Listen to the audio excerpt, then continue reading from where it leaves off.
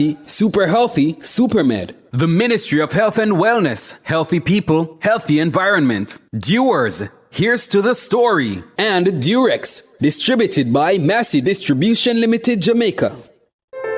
As we grow older, there are many challenges that we have to confront, but these years can represent the best in our lives. Coming of Age during Nationwide This Morning on Thursdays explores issues persons 50 and over confront.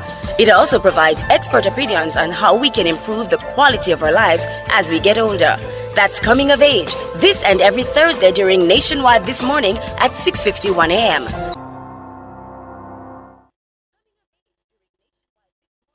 Ready to tackle that building project? Start right. Start here at H&L Rapid True Value for building supplies. The time by H&L Rapid True Value is Nationwide time, 5 o'clock.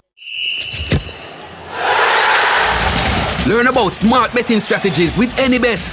Bet wisely, enjoy responsibly, and maximize your success. The temperature by AnyBet is... It's 31 degrees Celsius here in capital city Kingston, 28 out west in Montego Bay.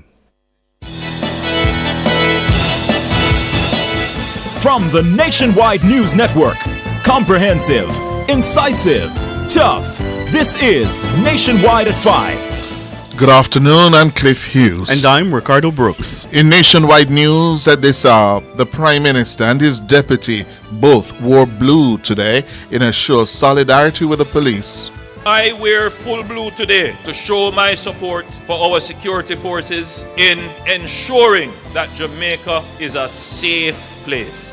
Scores of Jamaicans clad in black took to Halfway Tree to protest the recent spike in police killings. Led by the JFJ's Michael Jackson, the protesters decried what they say is a lack of accountability by the police. If our police force and they're doing good work, the murder rate is down. We laud it, but not because we celebrate a reduction in murder. That means we should say no to accountability. But some blue-clad supporters of the police said the protest was a waste of time. Infectious diseases expert issues warning about the Oropouche fever. In news from the rest of the world, UNC requests 3 recounts after sweeping the polls in TNT. And in headline sports, Jamaica beats Ghana for first victory in Breakout League. And later in our broadcast, in the cover story at 5:35, several protesters and counter-protesters took to Halfway Tree on Tuesday for the JFJ's End Police Violence protest. Police doing their duty. When criminals are killing people, nobody now come say anything. You'll hear more. In public opinion at 6:26, we ask, are you satisfied with the level of police accountability? Give us your comments by logging on to our Facebook page, Nationwide News Network, and by tweeting us at Nationwide Radio, and message us on WhatsApp at 876-2855-693. You can also leave your comments on Instagram at Nationwide 90FM. In the nation's business at 6:40, Jamaica has had a long history of police killings. But have we turned the corner on the issue? The founding executive director of JFJ, Dr. Caroline Gomes, will join us. And from 7 till 8, it's Nature's Remedies with Dr. Denise Daly. Tonight, we'll be looking at pimento. At 8, it's Prescription for Life with Dr. Andre MacDonald. All these and more as we take you home on air, on your mobile, Nationwide 90FM, Nationwide Radio, JM.com, and on the Nationwide app available in Google Play and the App Store. This Tuesday afternoon, it's Tuesday, April 29, 2025.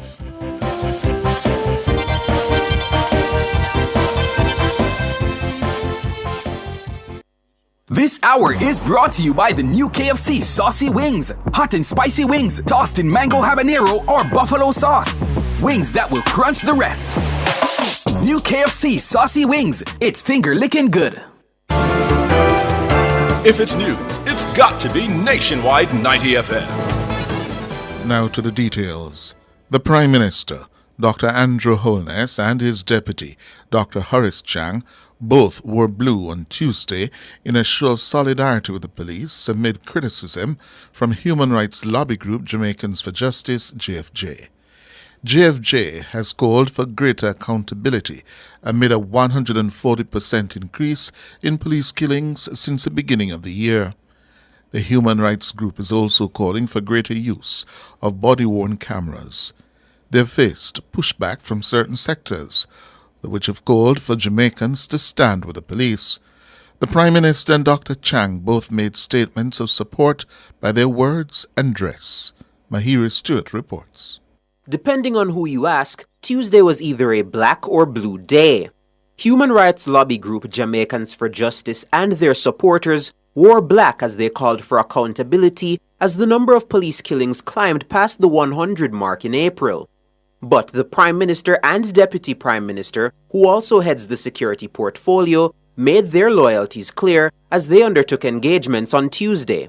The Prime Minister was first to voice his support for the Blues. When our murder rate reaches the sub 1,000, which it will this year, that is going to send a signal to business people and to the rest of the world that Jamaica is serious about making our country a destination, not just for tourists to go into all-inclusive hotels, but to make Jamaica a destination for people to visit and for businesses to come and operate. So I wear full blue today to show my support for our security forces in ensuring that Jamaica is a safe place. Opening the sectoral debates in the House of Representatives, the Deputy Prime Minister and Security Minister called out those who decided to wear black.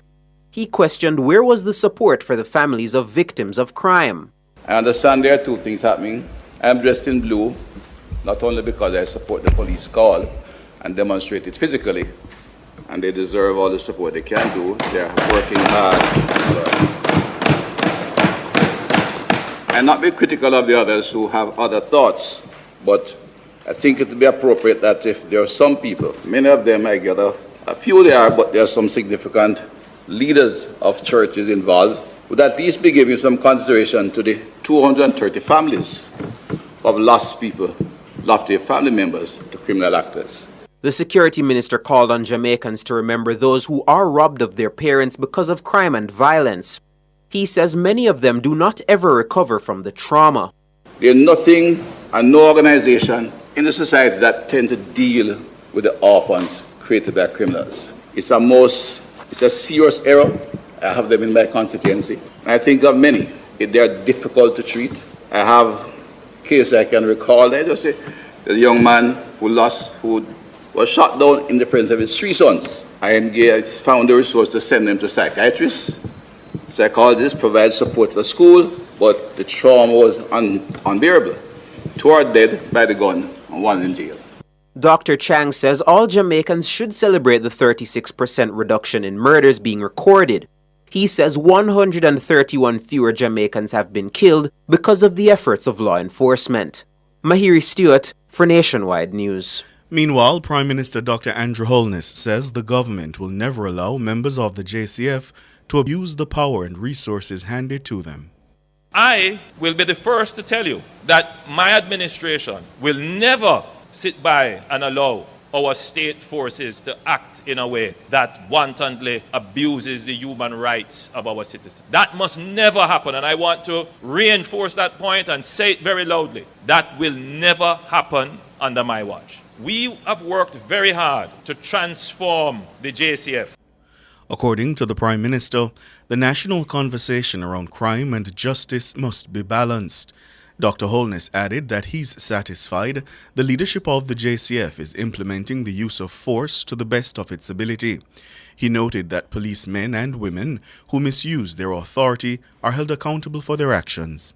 Inasmuch as the police would have improved in their kinetic operations and in their tactics in terms of how they engage criminals who confront them, the JCF has also internally taken action against policemen and women who have acted outside the use of force policy. And I think Jamaicans, I'm not asking you to give up the healthy skepticism, because that is important to keep institutions in check. But Jamaicans need to be practical about where we are. For the first time in a long time, our capacity is at a level where it can adequately address the criminal enterprises that have dogged us for over 40 years.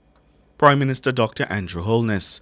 He was speaking on Tuesday at the opening ceremony of Jamaica Packaging Industries Limited's new factory on Spanish Town Road. And scores of Jamaicans wearing black defied criticisms and took to the streets of Halfway Tree today to protest a recent spike in police killings. The End Police Violence protest was spearheaded by the human rights lobby group Jamaicans for Justice. The placard-bearing protesters say the reduction in murders should not be used to excuse the high level of police killings. Shalois Michael reports. 107 Jamaicans have been killed by the security forces since the start of the year. That's 63 more than the 44 killed up to April 20 last year. The troubling figure comes against the favorable 37% reduction in murders since the start of the year. It has sparked widespread debate among citizens, with some throwing their support behind the Jamaica Constabulary Force, the JCF. Those backing the police efforts have praised the men in blue for ridding the country of who they call violence producers. But according to JFJ, the good work does not absolve the police from accountability. The group, refusing to be daunted by calls to wear blue and whispers of counter-protests, remained resolute in their stance as they took to Halfway Tree on Tuesday.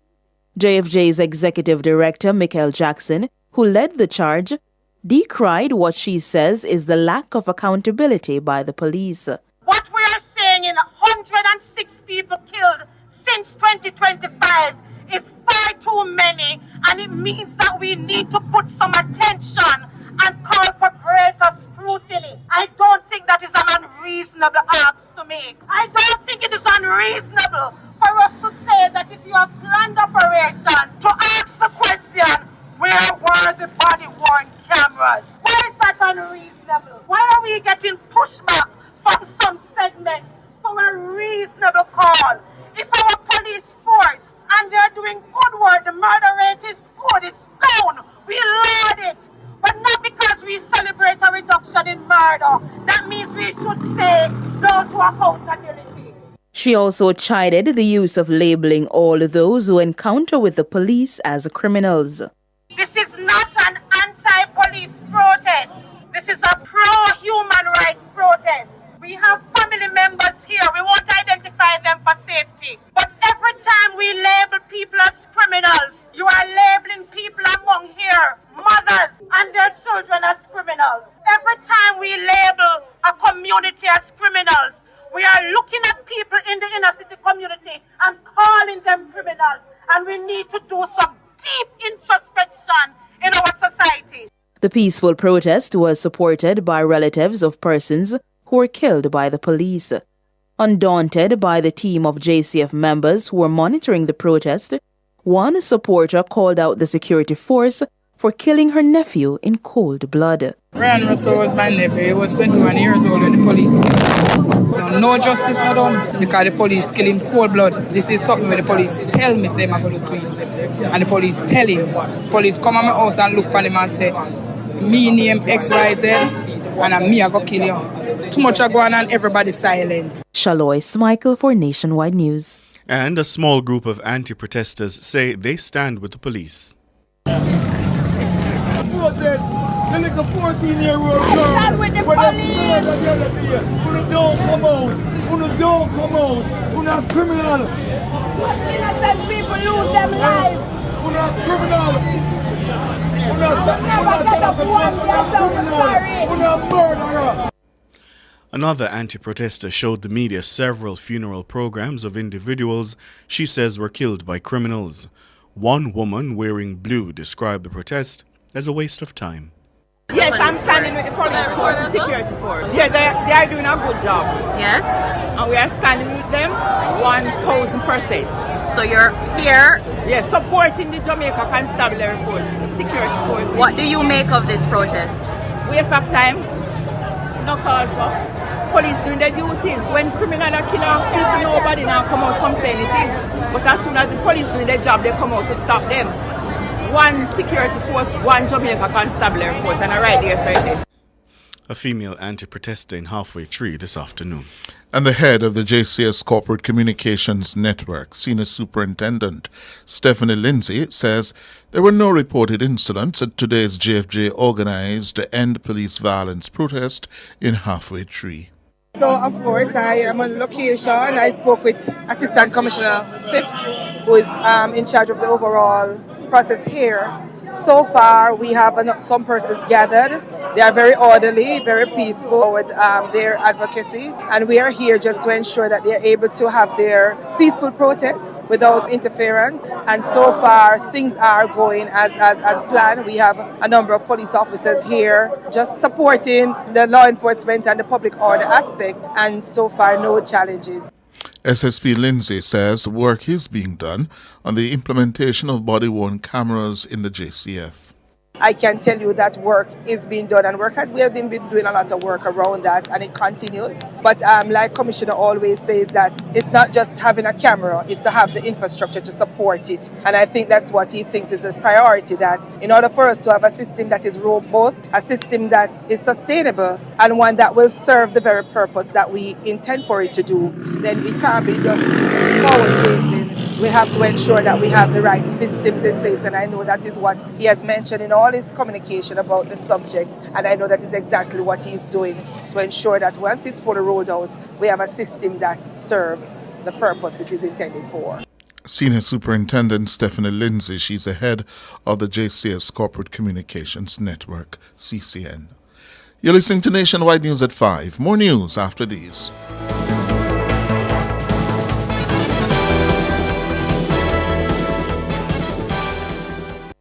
Celebrate 26 years with IQ Optical. Enjoy 26% off your prescription eyewear and sunglasses this month only. Book your appointment or take your prescription to IQ Optical in New Kingston, Manor Park, or Drexel. Conditions apply. The time by IQ Optical is 16 minutes after 5. Rentokil Initial offers air purification solutions with triple filtration and unique auto-sensing capabilities that neutralizes malodor and replaces it with clean air. Call Rentokil Initial at 926-4236 for more details. The temperature by Rentokil is 31 degrees Celsius here in Kingston, 28 out west in Montego Bay. Taxi drivers, are you ready to earn more? Join Amber on Time and keep 100% of your fares in the first month. No commission, no catch. Plus, in your second month, we'll install a free vehicle tracker to help keep you and your car safe. Stolen vehicle recovery and panic button response are also on us. And guess what? On May 3rd and 4th, come to 13 Haining Road. Snacks and drinks are on us. Come link up, ask questions, sign up on the spot, and level up with Amber on Time, Jamaica's taxi app built just for you. Continuing the news, National Security Minister Dr. Horace Chang says the recent successes of the security forces are proof that the country is turning the tide on crime and violence.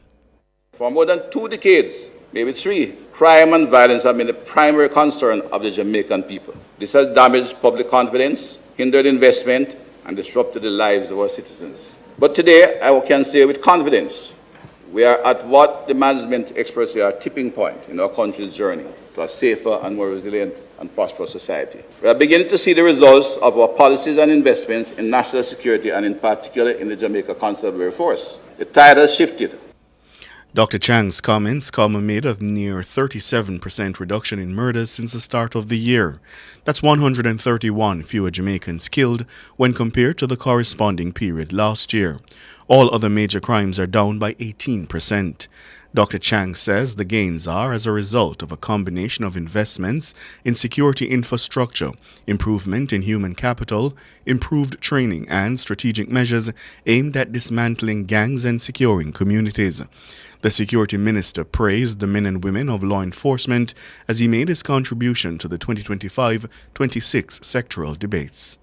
As first responders to crime and disorder, they stand on the front line of justice. Yes. They uphold the law, they protect lives, and safeguard rights. Their presence brings order. Their actions build trust. Yes. The police are not just law enforcers who move among us, they are the fundamental pillar of the nation state. Dr. Horace Chang, the Minister of National Security. An infectious diseases expert is raising concern about the Oropouche fever that the Oropouche fever could soon reach the Caribbean. Oropouche is a viral illness spread by infected biting midges and some mosquitoes. It is characterized by a sudden onset of fever, headache, muscle and joint pain, and other symptoms similar to dengue and chikungunya. Dean of the University of South Florida College of Public Health, Professor Sten Vermund, says the conditions in the Caribbean are similar to those in South America, where the virus is most prevalent. Oropouche has been emerging in South America, Brazil, Panama, and elsewhere. It's a serious risk, I think, for the Caribbean because all of the same conditions that help it thrive in Brazil, Colombia, Panama exist in the Caribbean. So it's just a matter of travelers coming, perhaps incubating the virus, perhaps they haven't gotten sick yet, and the mosquitoes bite them and transmit it locally. According to the World Health Organization, Oropouche cases totaled more than 10,000 in 2024. It says while most cases are mild, some can lead to more serious complications like meningitis or encephalitis. Professor Vermund says keeping the mosquito population low is key to keeping the virus at bay. It's a nasty virus. It can kill under certain circumstances. So we would like to keep it out of the country and keep its risk to a bare minimum. And in controlling dengue and chikungunya, the Aedes aegypti and Aedes albopictus mosquitoes that breed in small containers peri-domestically around the house and around the neighborhood. So trash collection is important. People emptying standing water in their neighborhoods and in their homes, cleaning out the eaves to make sure that it doesn't collect standing water. All of that is amenable to community mobilization and neighborhood participation. Professor Sten Vermund, he's a dean of the USF College of Public Health. He's also president of the Global Virus Network, which is hosting its annual regional meeting at the University of the West Indies on the 1st and 2nd of May. World in a Minute is brought to you by ABC Electrical Sales. We make things as easy as ABC. Hose Assembly and Supply, equipping Jamaica for success. And Charles O'Connor Consulting Network, COCN, driven by international accounting standards, modern technology, and integrity. The World in a Minute. In Trinidad and Tobago, the United National Congress, the UNC, has triggered recounts in 3 constituencies. The UNC won more than half the seats in the House of Representatives in Monday's general election. But according to the Elections and Boundaries Commission, the EBC, the UNC has asked for recounts in the 3 seats. The recount was set to start at 3 this afternoon. The EBC will release its preliminary results from Monday's election after that recount is completed. Early results have given the UNC 27 seats to the People's National Movement, that's the PNM's 12. The Tobago People's Party, TPP, won 2. The EBC document on the preliminary results is expected to also include the allocation of seats and the overall voter turnout. President Donald Trump will sign executive orders Tuesday to relax some of his 25% tariffs on automobiles and auto parts. It's a significant reversal as the import taxes threatened to hurt domestic manufacturers. Automakers have indicated that the tariffs could raise prices, reduce sales, and make U.S. production less competitive worldwide. However, Trump portrayed the changes as a bridge toward automakers moving more production into the United States. The administration will offer automakers that finish their vehicles domestically a 15% rebate this year, offsetting the cost of the tariffs. That rebate would be 10% in the second year, giving the automakers time to relocate production of parts outside the country to the U.S. The rebates would be available to domestic and foreign companies with auto plants in the U.S. World in a Minute was brought to you by ABC Electrical Sales. We make things as easy as ABC. Hose Assembly and Supply, equipping Jamaica for success. And Charles O'Connor Consulting Network, COCN, driven by international accounting standards, modern technology, and integrity. Recapping the top stories in nationwide news at this hour. The Prime Minister and his deputy both wore blue today in a show of solidarity with the police. Scores of Jamaicans clad in black took to Halfway Tree to protest the recent spike in police killings. Led by Jamaicans for Justice's Michael Jackson, the protesters decried what they say is a lack of accountability by the police. But some blue-clad supporters of the police said that protest was a waste of time. An infectious diseases expert is issuing a warning about the Oropouche fever. I'm Cliff Hughes. And I'm Ricardo Brooks. You can find the news on our website at nationwideradiojm.com and on the Nationwide app available on Google Play and the App Store. News next, the headlines at 6.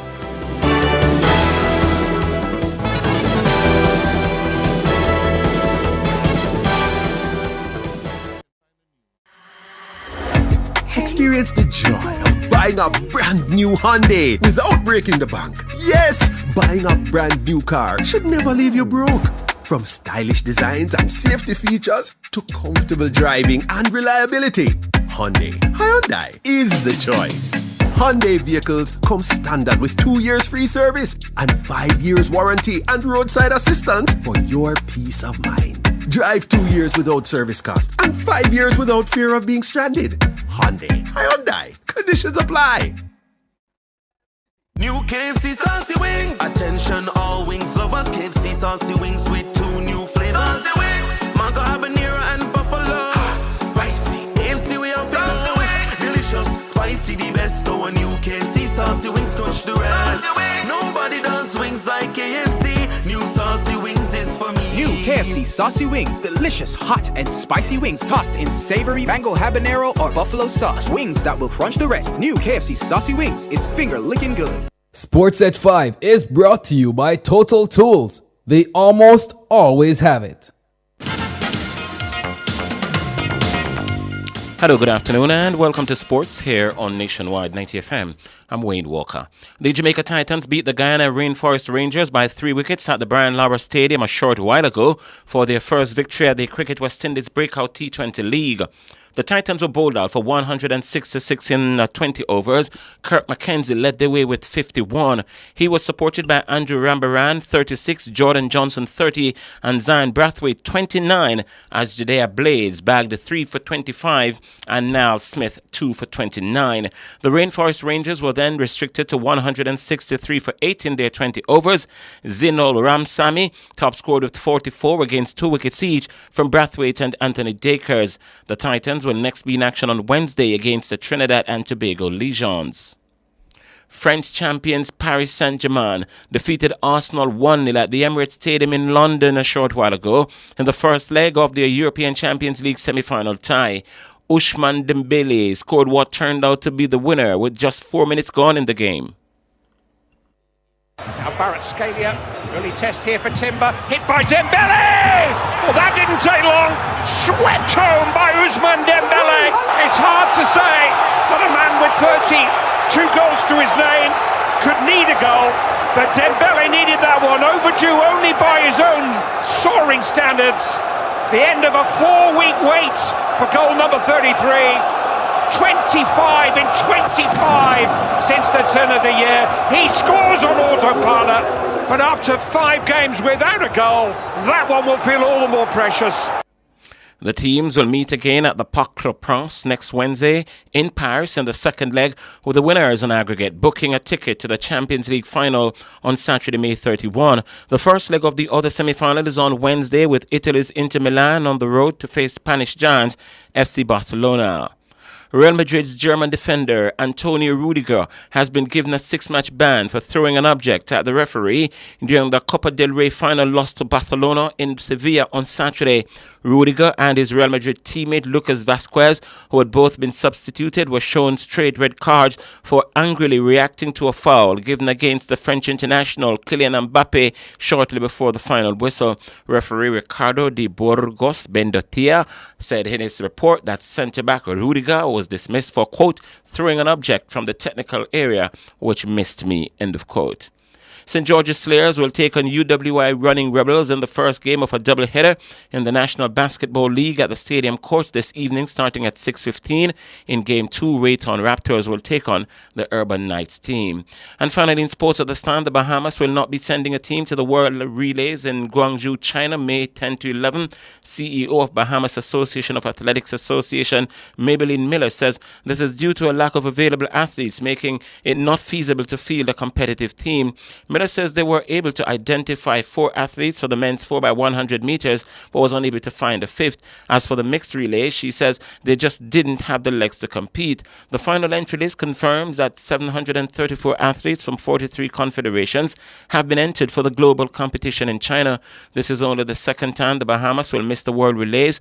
The Bahamas also missed the World Relays in 2021 when the event was held in Poland. At that time, the world was still in recovery from COVID-19, and a number of nations, including the Bahamas, didn't compete. The United States, Canada, Jamaica, and Trinidad and Tobago also didn't take part in the World Relays. As a result, it's the only World Relays in which a nation other than the United States topped the medal chart and point standings. The first 3 World Relays were held in the Bahamas, as well as the 6th edition in 2024, after stops in Japan in 2019 and Poland in 2021. The global spectacle is set to make a return to the Bahamas in 2028. And that will do it for sports. We're going to be back with more at 6:05.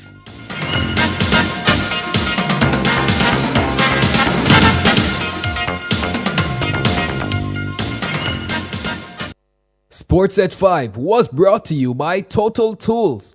They almost always have it. New KFC saucy wings. Attention all wings lovers. KFC saucy wings with 2 new flavors. Mango habanero and buffalo. Hot, spicy. KFC we have delicious, spicy the best. So a new KFC saucy wings crush the rest. Nobody does wings like KFC. New saucy wings is for me. New KFC saucy wings, delicious, hot and spicy wings tossed in savory mango habanero or buffalo sauce. Wings that will crunch the rest. New KFC saucy wings, it's finger licking good. Mom, how are you managing? I miss your father, but I have peace of mind knowing he had creditor protection. What's that? It's a very good plan from Scotiabank. It pays off our mortgage, auto loans, even his credit card bills so we don't inherit his debt. Dad really loved us. Yes, he did. Don't leave your loved ones alone. Get creditor protection from Scotiabank. Visit us at jm.scotiabank.com today. New KFC saucy wings. Attention all wings lovers. KFC saucy wings with 2 new flavors. Mango habanero and buffalo. Hot, spicy. KFC we have delicious, spicy the best. So a new KFC saucy wings crunch the rest. Nobody does wings like KFC. New saucy wings is for me. New KFC saucy wings, delicious, hot and spicy wings tossed in savory mango habanero or buffalo sauce. Wings that will crunch the rest. New KFC saucy wings, it's finger licking good.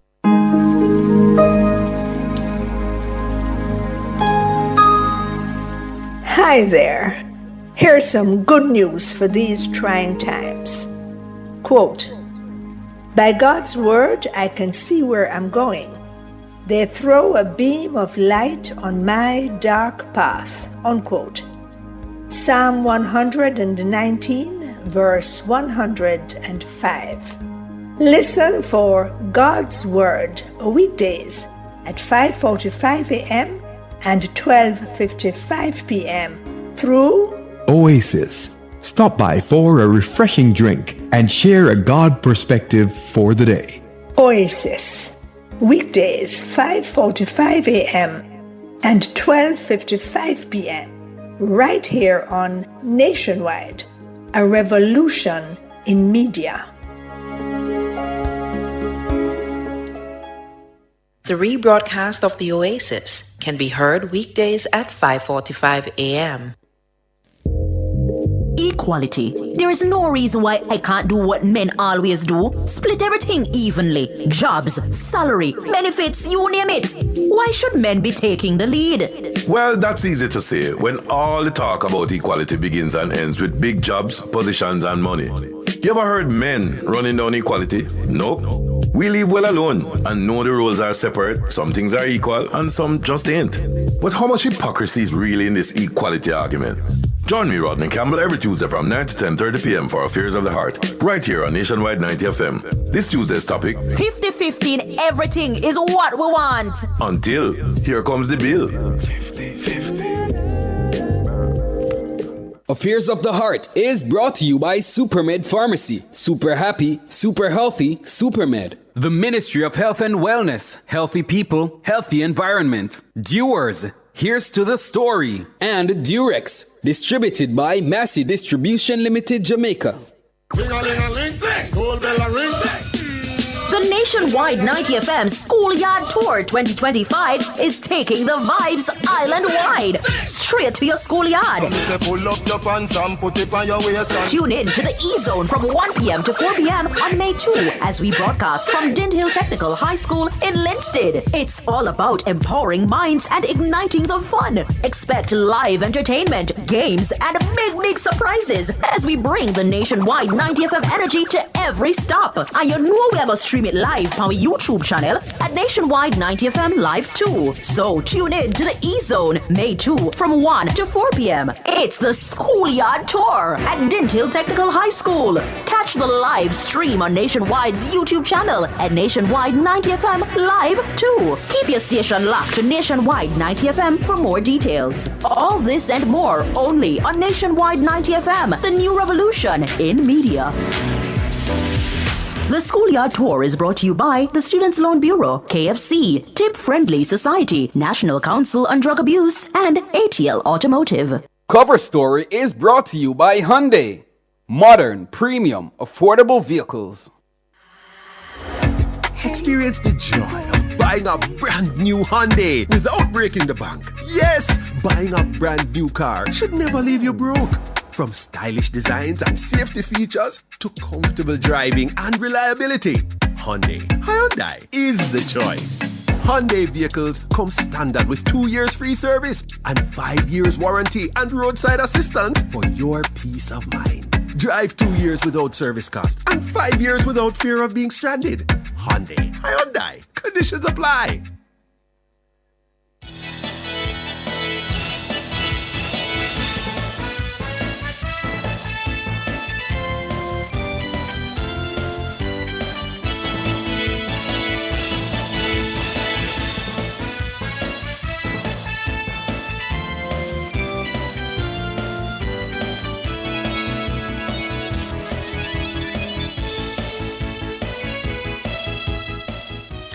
Good afternoon to you. Thank you so much for joining us here on Nationwide at 5. It's time for the cover story. I'm Ricardo Brooks. And I'm Cliff Hughes. Good afternoon. Good afternoon, Ricardo. Good afternoon. How are you? I'm all right. Good. Well, in our cover story today, it's all about the blues versus the blacks. Yes, scores of Jamaicans wearing blacks defied criticisms and took to the streets of Halfway Tree to protest the recent spike in police killings. 107 people have been killed by the security forces since the start of the year. That's 63 more than the 44 killed up to April 20 last year. The End Police Violence protest, that's what it was called. It was spearheaded by human rights lobby group Jamaicans for Justice, JFJ. Placard-bearing protesters say the reduction in murders should not be used as an excuse for the high level of police killings.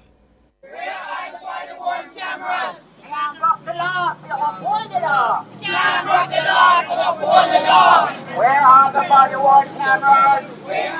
And I want to thank all citizens who are standing in black. And let me start by saying this is not an anti-police protest.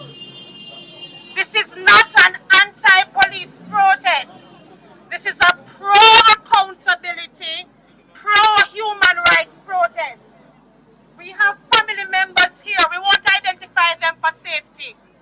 But every time we label people as criminals, you are labeling people among here, mothers and their children as criminals. Every time we label a community as criminals, we are looking at people in the inner city community and calling them criminals. And we need to do some deep introspection in our society. Now, JFJ, we have made it very clear that we have never categorized these killings as extrajudicial. What we are saying in 106 people killed since 2025 is far too many, and it means that we need to put some attention and call for greater scrutiny. I don't think that is an unreasonable ask to make. I don't think it's an unreasonable ask to make. When you look at the 189 people killed in 2024 and look at it and say 40% of those deaths were as a result of planned operations. I don't think it is unreasonable for us to say that if you have planned operations, to ask the question, where were the body-worn cameras? Why is that unreasonable? Why are we getting pushback from some segments for a reasonable call? If our police force and they're doing good work, the murder rate is good, it's down, we laud it. But not because we celebrate a reduction in murder, that means we should say no to accountability. Not because we celebrate a reduction in murder, that means we're going to be saying, why are we making the call for the body-worn camera? That's Michael Jackson, the Executive Director of Jamaicans for Justice, and the mother of the 15-year-old schoolboy who was recently involved in an incident with the police in Glencoe was a supporter of the protest today.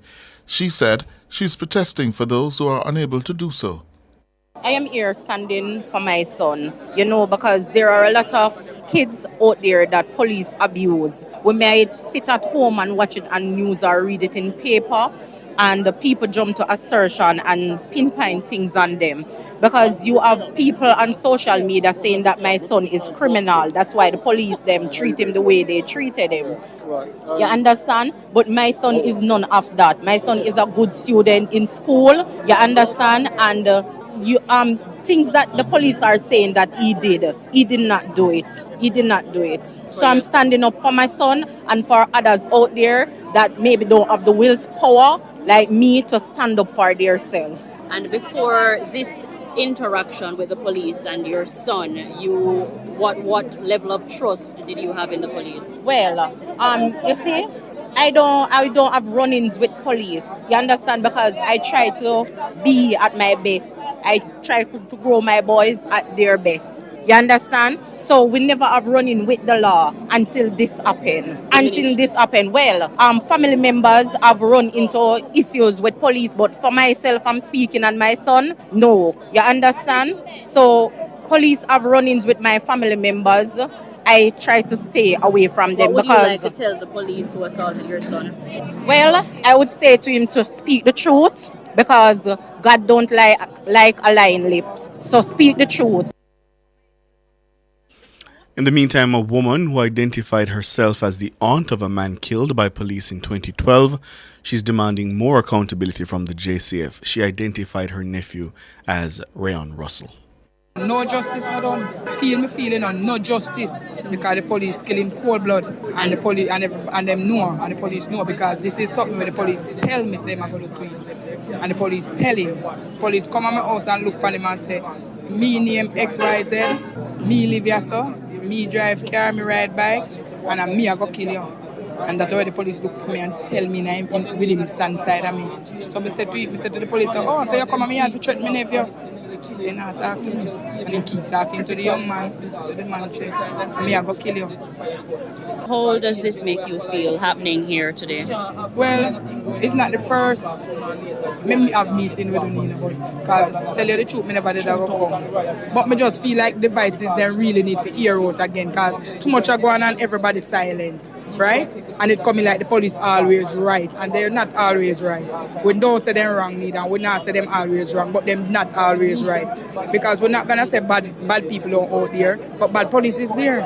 And we don't say good police is not there, good police is there. And you want accountability? Yes, I want accountability. I want the bad one them to move out of the force if they not get no training, because them not look like they get none, right? Sometimes we wonder if they get training to how they speak to people. Because sometimes you look at some little young guy, younger than me, and them a talk to you like, me a big somebody. Talk to me with respect, and I will talk to you back with respect, because them a demand respect, but they don't want give it, then don't talk to you properly, right? And everything we now go say the guys them writing and in everything with them do, and the police them not writing and everything with them do. Because they say there's a lot of shootings without, and it always saying a shootout, and we never see it. So you want body-worn cameras as well? Body-worn cameras as we want, because when we have that, no lie can't tell. When we have that, no lie can't tell. Because if the police are lie, we will know. Because the camera have to be turned on when they do them action. Too much action and we not hear. Young guy here say a shootout. Since the killing of your nephew, what has your interaction been with the police? Well, when them kill my nephew, boy, I have it hard with them. Because them still a perplex with. Them still perplex with on a long basic. Right? So what about now? No. A long time they not come on me yard again. Would you say, based on the incident and your encounter with your nephew being killed by the police, would you say you hate the police? No, I don't hate the police, and I can't hate the police. Because if anything happens, we still have to run to the police, so we can't hate the police.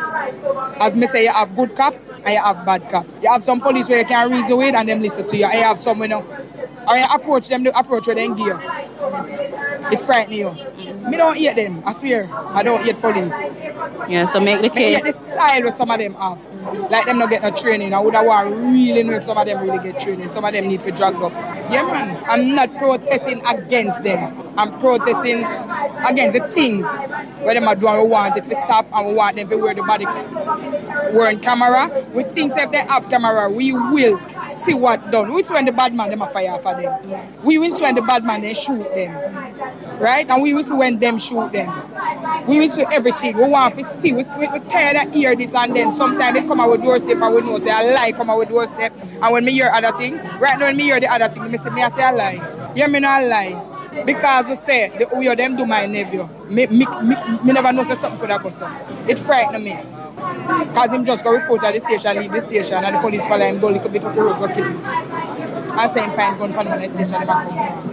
So when me I hear find gun, I don't think I ever hear somebody with the police kill you, they don't find a gun. Always a shootout, and then find one gun pan them.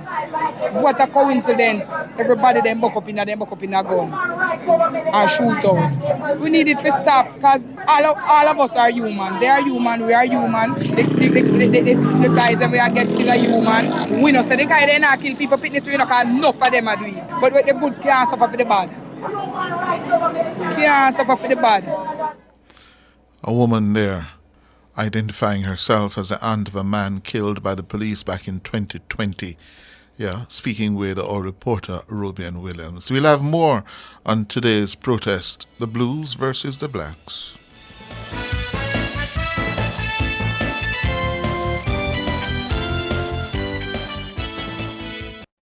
The temperature brought to you by Bird Shack Fried Chicken. Burrata! Buy a 3-piece hat-trick meal and get an extra piece free for a limited time only is 30 degrees Celsius in Kingston, 28 out west in Montego Bay.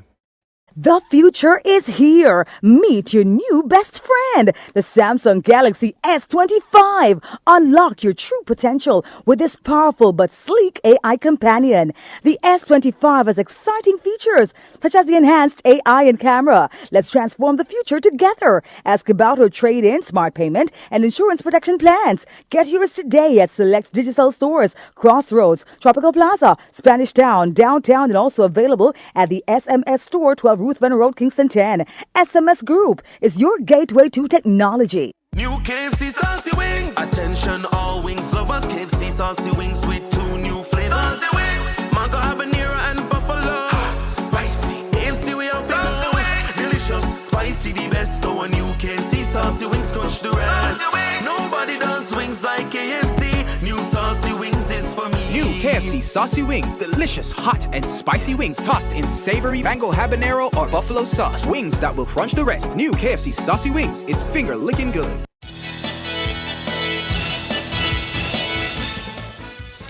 Thank you so much for staying with us here on Nationwide at 5. We're bringing you excerpts from that protest today at the Halfway Tree Transport Center put on by JFJ. It was called the End Police Violence Protest, yes. Scores of Jamaicans, and I see your YouTubers, Cliff, taking issue with the use of the word scores. Do you want to explain the meaning of the word? Scores meaning, by the way, a score, means 20. Yeah. So if you have, let us say, 50, 60, 80, 100 people gathered, it's fair for you to say scores of more than one. Yeah? Thank you, old timer. Head of the Constabulary's Communication Network, SSP Stephanie Lindsay, was on location. She says there were no reported incidents at today's protest. She says work is being done on the implementation of body-worn cameras in the JCF. So, of course, I am on location. I spoke with Assistant Commissioner Phipps, who is in charge of the overall process here. So far, we have some persons gathered. They are very orderly, very peaceful, as we anticipate they are putting forward their advocacy. And we are here just to ensure that they are able to have their peaceful protest without interference. And so far, things are going as planned. We have a number of police officers here just supporting the law enforcement and the public order aspect. And so far, no challenges. Anybody else have anything? Yes, so they're saying that the police need protection and they're campaigning for the body-worn cameras. What is your view on that at this point in time? Can you repeat that question? So we see, we see they have a number of cards representing different views that they're advocating for. So some of them we are already aware of them. Some of what they're advocating for are things that are very well being implemented in the JCF. So it's a democracy, and as a police force, we respect the different views.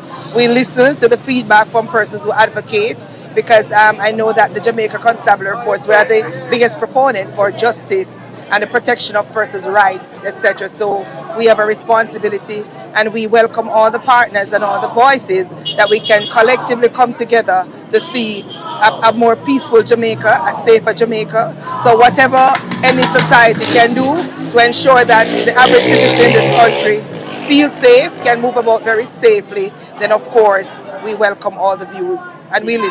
So is that a camera on your uniform? It's a microphone actually. Okay, so the police isn't against body-worn cameras. What's the timeline for the infrastructure? Because one of the arguments from the commissioner is that there is not enough database. The database infrastructure, and I'm paraphrasing, is not enough at the moment. So when is the timeline for that to be implemented? Well, of course, I know that you'd have listened to the commissioner on the subject, and he has given an outline as to where we are in the JCF. I can tell you that work is being done, and we have been doing a lot of work around that, and it continues. But like Commissioner always says, that it's not just having a camera, it's to have the infrastructure to support it. And I think that's what he thinks is a priority, that in order for us to have a system that is robust, a system that is sustainable, and one that will serve the very purpose that we intend for it to do, then it can't be just forward-facing. We have to ensure that we have the right systems in place, and I know that is what he has mentioned in all his communication about the subject, and I know that is exactly what he's doing to ensure that once it's fully rolled out, we have a system that serves the purpose it is intended for. SSP Stephanie Lindsay. Meanwhile, some people decked out in blue came out to show their support for the men and women of the JCF. One woman in particular showed several funeral programs for people she said were killed by knife men, gunmen, and machete men. She says the JCF, I think that should be JFJ, rarely sympathizes with victims. This one, number one. Number two, family. Number three, family. Number four, family. Number five, family. Number six, friends. My daughter's schoolmate. Let me see it.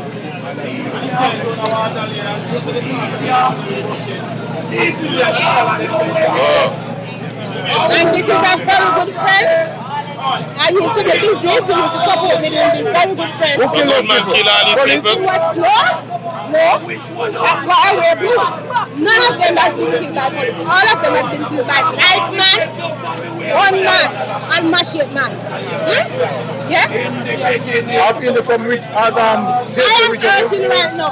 Listen to me. The blood of Jesus against me. Listen to me. I've never heard her apologizing and sympathizing with victims of crime. Like people who have their loved one that have been murdered, I've never heard she say she's sorry. And so do she never says so with the police. Never yet hear she says she's sorry. But as anything with her, well, somebody will kill somebody, she am both loud like her empty cursing pan. All right, so you're saying you're standing with the police? Yes, I'm standing with the police force and security. They are doing a good job. Yes? And we are standing with them 1,000%. So you're here? Yes, supporting the Jamaica Constabulary Force, security force. What do you make of this protest? Waste of time. No call for. Police doing their duty. When criminals are killing off people, nobody now come out come say anything. But as soon as the police doing their job, they come out to stop them. One security force, one Jamaica Constabulary Force, and right there, so it is. The little 14-year-old girl with the police. Who don't come out. Who don't come out. Who not criminal. Innocent people lose their lives. Who not criminal. Who not criminal. Who not murderer.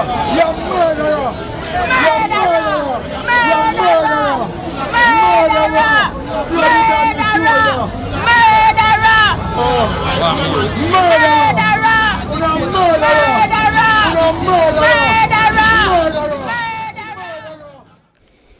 Well. This is democracy. Raw at its plainest. That's what it is. Chaotic. Unvarnished. Yes. Chaotic, messy, and different views. But robust. Which is what is important. Yes. Citizens engaged. Mm-hmm. And advocating for what they believe in. And you get the impression that these people these are sincerely held beliefs. Of course. And at least one member of the public called for the JCF and JFJ to coexist. He said both have their places in our society. Well, I am passing and I saw the crowd. I heard of it. So as somebody who loves my country, I wanted to find out what is happening. But I am a bit upset. And I'll tell you why I'm upset. The Jamaica for Justice needs to be existing in the society. And I know how they came about. I know when they started, 1999, and I know why I was there when it started. I served the JCF. And I can tell you the JCF is and must maintain what it says it will maintain, and that is to serve and to protect. And they have their side. So, but I noticed that people are creating division in color, blue and black. And when that is happening and is set up to happening, we are dividing the very effort in our society that we set about. It can't be that me in a black shirt, a driver come down here and police stop me and believing that I am for Jamaica for Justice. Right? And a Jamaica for Justice see me in a blue and believe say I am supporting the police. It can't be because all of us support the police. So you said this is creating division? It is creating division.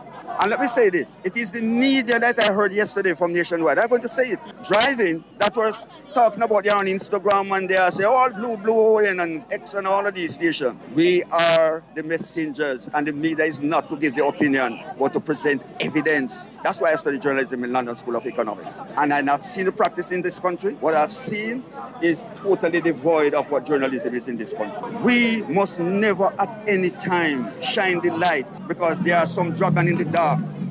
And when that dark dragon comes out from the dark, he does not want the light to be shined. The media must always play its role and a mutual role in terms of wanting both entities to exist in peace and harmony and serve each other. It is the government who would want to kill JFJ.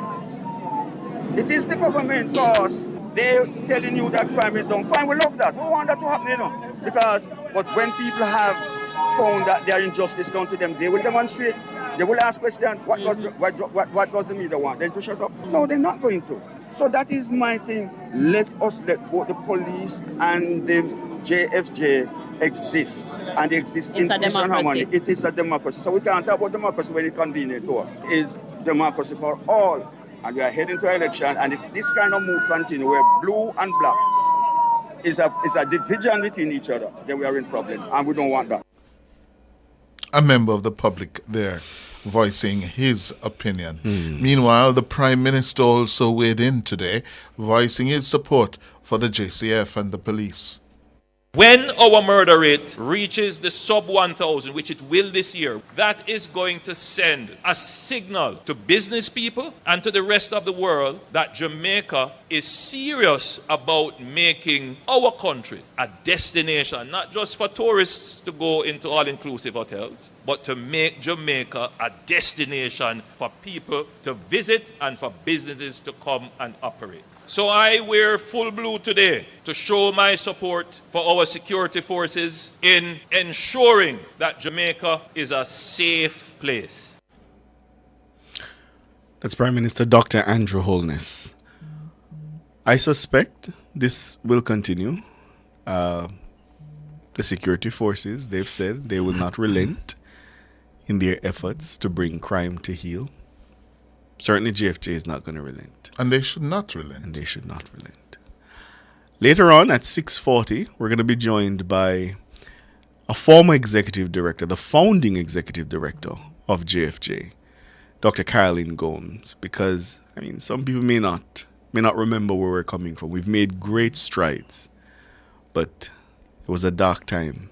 It was a dark time when they started JFJ. 26 years ago. Yeah. Was it 1999? 1999, with the killing of Michael Gale. All right, we'll have that at 6:40 in the nation's business. Time now for the headlines.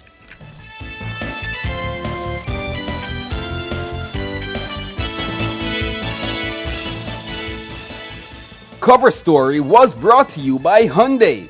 Modern, premium, affordable vehicles.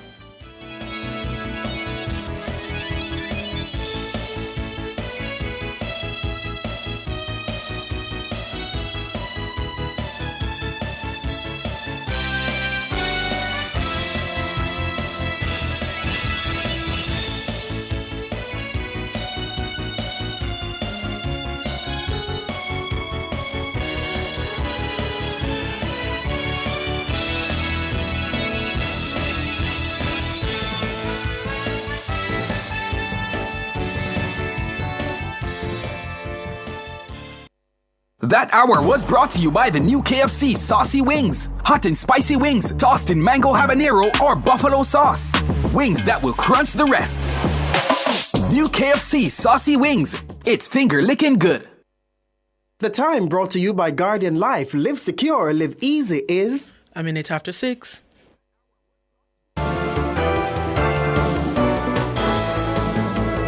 Nationwide headlines at 6. Good evening. With the headlines at 6, I'm Norige Banton. The Prime Minister, Dr. Andrew Holness, and his deputy, Dr. Horace Chang, both wore blue on Tuesday in a show of solidarity with the police amid criticism from human rights lobby group Jamaicans for Justice, JFJ. JFJ has called for greater accountability amid a 140% increase in police killings since the start of the year. The human rights group is also calling for greater use of body-worn cameras. They've faced pushback from certain sectors who've called for Jamaicans to stand with the police. The Prime Minister and Dr. Chang both made statements of support by their words and dress. The Prime Minister was first to voice his support for the Blues. When our murder rate reaches the sub 1,000, which it will this year, that is going to send a signal to business people and to the rest of the world that Jamaica is serious about making our country a destination, not just for tourists to go into all-inclusive hotels, but to make Jamaica a destination for people to visit and for businesses to come and operate. So I wear full blue today to show my support for our security forces in ensuring that Jamaica is a safe place. Opening the sectoral debates in the House of Representatives, the Deputy Prime Minister and Security Minister called out those who decided to wear black. He questioned where was the support for the families of the victims of crime. I understand there are two things happening. I am dressed in blue, not only because I support the police call and demonstrate it physically, and they deserve all the support they can do. They are working hard. And not be critical of the others who have other thoughts, but I think it would be appropriate that if there are some people, many of them I gather, a few there are, but there are some significant leaders of churches involved, would at least be giving some consideration to the 230 families of lost people, lost their family members to criminal actors. The Security Minister called on Jamaicans to remember those who are robbed of all their parents because of crime and violence. He says many of them do not ever recover from the trauma. Meanwhile, Prime Minister Dr. Andrew Holness says the government will never allow members of the JCF to abuse the power and resources handed to them. I will be the first to tell you that my administration will never sit by and allow our state forces to act in a way that wantonly abuses the human rights of our citizens. That must never happen, and I want to reinforce that point and say it very loudly. That will never happen under my watch. We have worked very hard to transform the JCF. According to the Prime Minister, the national conversation around crime and justice must be balanced. Dr. Holness added that he's satisfied the leadership of the JCF is implementing the use of force to the best of its ability. He noted that policemen and women who misuse their authority are held accountable for their actions. Inasmuch as the police would have improved in their kinetic operations and in their tactics in terms of how they engage criminals who confront them, the JCF has also internally taken action against policemen and women who have acted outside the use of force policy. And I think Jamaicans, I'm not asking you to give up the healthy skepticism, because that is important to keep institutions in check. But Jamaicans need to be practical about where we are. For the first time in a long time, our capacity is at a level where it can adequately address the criminal enterprises that have dogged us for over 40 years. Prime Minister Dr. Andrew Holness, he was speaking on Tuesday at the opening ceremony of Jamaica Packaging Industries Limited's new factory on Spanish Town Road. Cleanup activities are underway following the fire on Charles Street, which destroyed several homes on Monday. According to the councillor for the Tivoli Gardens Division, Donovan Samuels, representatives of the Social Security Ministry visited the location earlier on Tuesday. So I just lived there a while ago. We have been cleaning up the place. The youngsters around the people in the yard have been doing the cleaning up. We have got tractors and stuff, and we have moved the stuff. The Social Security personnel came, they did the assessment, got the names of the persons who are displaced. They should be coming back with some food packages and clothing, hopefully before 4 o'clock. So that is where we are right now. The Jamaica Fire Brigade has reported an estimated $10 million in losses as a result of the fire. The blaze has affected 4 families, including 12 adults and 4 children. Councillor Samuels says arrangements are being made to further assist the victims. They have been staying with friends and relatives, so no arrangements have been made because where they are nearby to family and friends who are at this time still willing to accommodate them. We just need to look at what can be done in the next couple of days so that they can start to feel comfortable.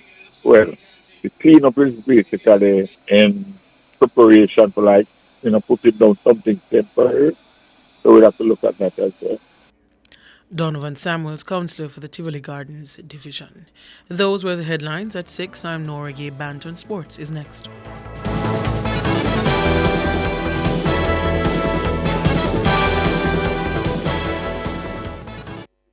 Stop buying expensive toner cartridges. Global Ink is now selling new factory direct generic toners. Remove factory seals, install and print. Engineered to work first time every time. Certified for use in HP and Brother printers. Worry-free affordable printing for your peace of mind. Money saved is money earned. We deliver island-wide. 754-7444 or 1-888-NEED-INK. Never run out of toner again. Global Ink. New KFC saucy wings. Attention all wings lovers. KFC saucy wings with 2 new flavors. Mango habanero and buffalo. Spicy. KFC we have delicious. Spicy the best. So a new KFC saucy wings crush the rest. Nobody does wings like KFC. New saucy wings is for me. New KFC saucy wings, delicious, hot, and spicy wings tossed in savory mango habanero or buffalo sauce. Wings that will crunch the rest. New KFC saucy wings, it's finger licking good. Every day, we use our feet to walk, run, and take us to amazing places. But your feet can do something even more amazing. A simple step can change a life. Join Guardian Group's Shine 5K Night Run, formerly the Keep It Alive 5K, and make us try to support the Noel Holmes Hospital, the Bustamante Hospital for Children, and Project Star. Saturday, May 10 in Kingston and Saturday, May 24 in Montego Bay. New name, but same epic vibe. Register today at run2shineja.com or runningeventsja.com and see you at Shine 2025. Gun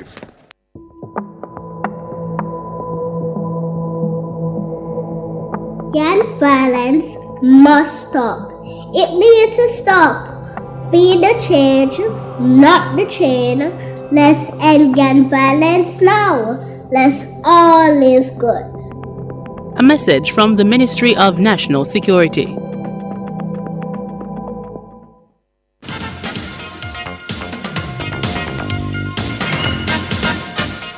Hello, good evening, and welcome to Sports here on Nationwide 90 FM.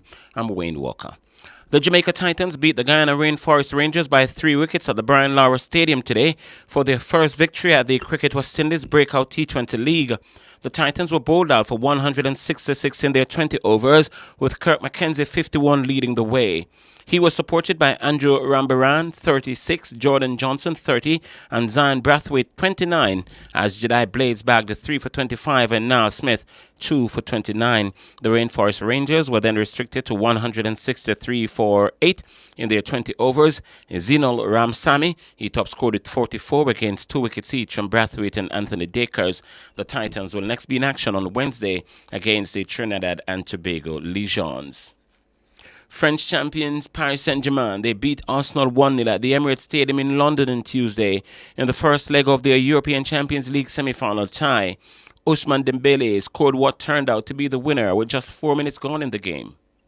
Now Kvaratskhelia, early test here for Timber, hit by Dembele!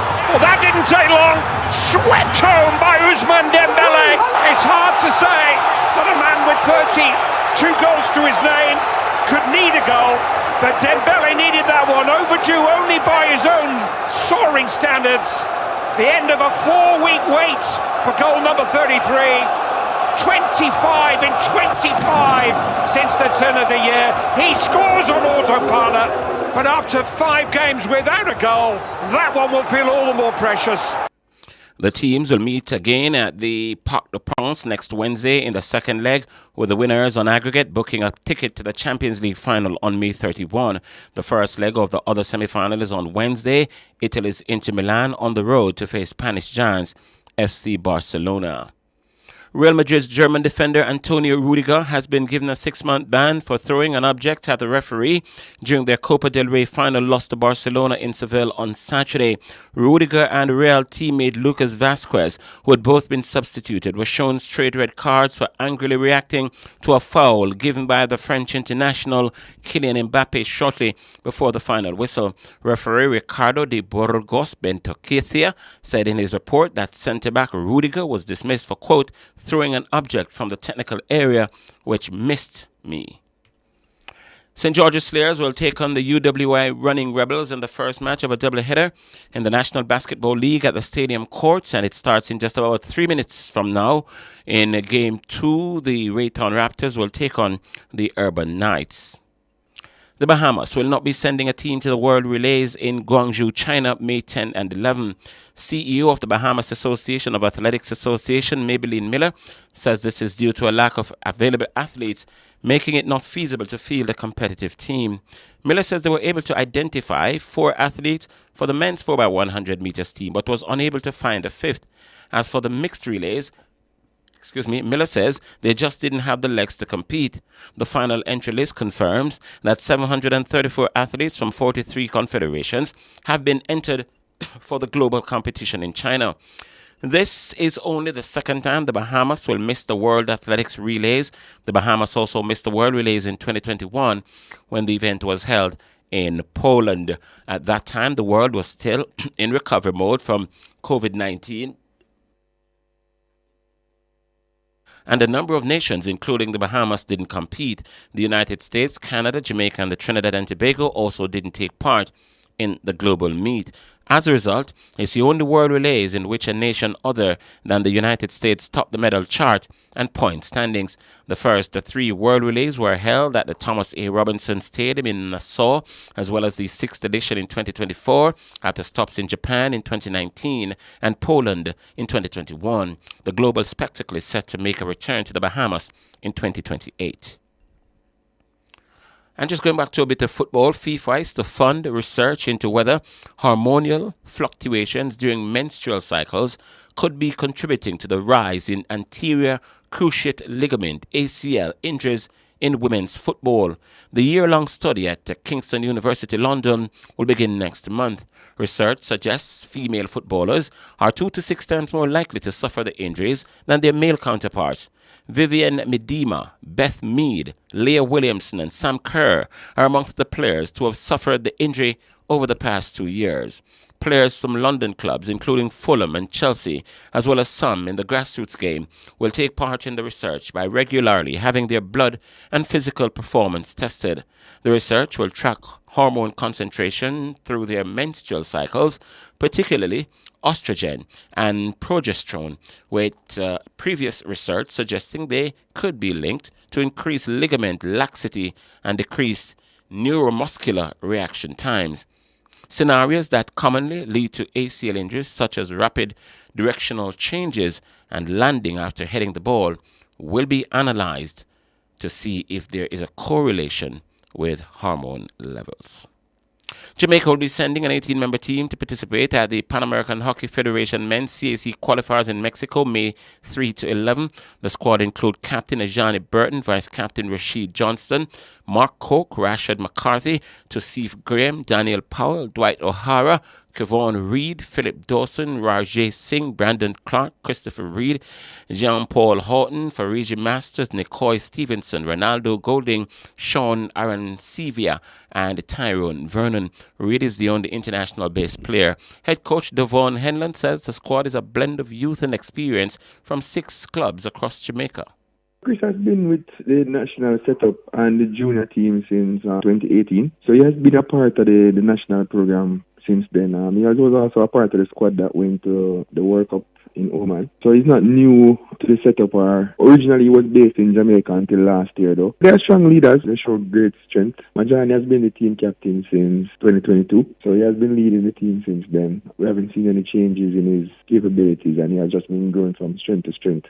Ronaldo Golding is the school player that's on the team currently. He's the youngest. I think he's 15 years old. He has shown great talent as a young player. For one, Jamaica will open their campaign at the tournament on May 3 against Guatemala before facing Venezuela, Panama, Bermuda, and the host country, Mexico. Winning the first game will always set the right tone and give the team great confidence going into their next game, and they can continue to build from that to get to the ultimate goal, which is qualifying for the CSE games. Any team that starts in a positive tend to normally find it a way a bit easier to get into the tournament. So we'll be looking forward to getting that first win. We have played the Guatemalan team quite a few times over the past years, dating back to about 2018 when we first played them. It's a team that has been growing. We have never lost to them to date, so we will take that as a great positive, and we'll try to continue that trend. That's Devon Henlon.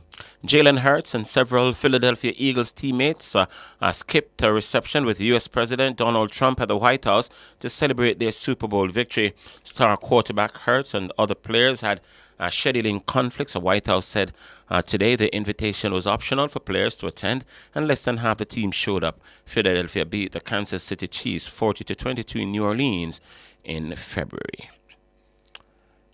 And that will pretty much do it for sports.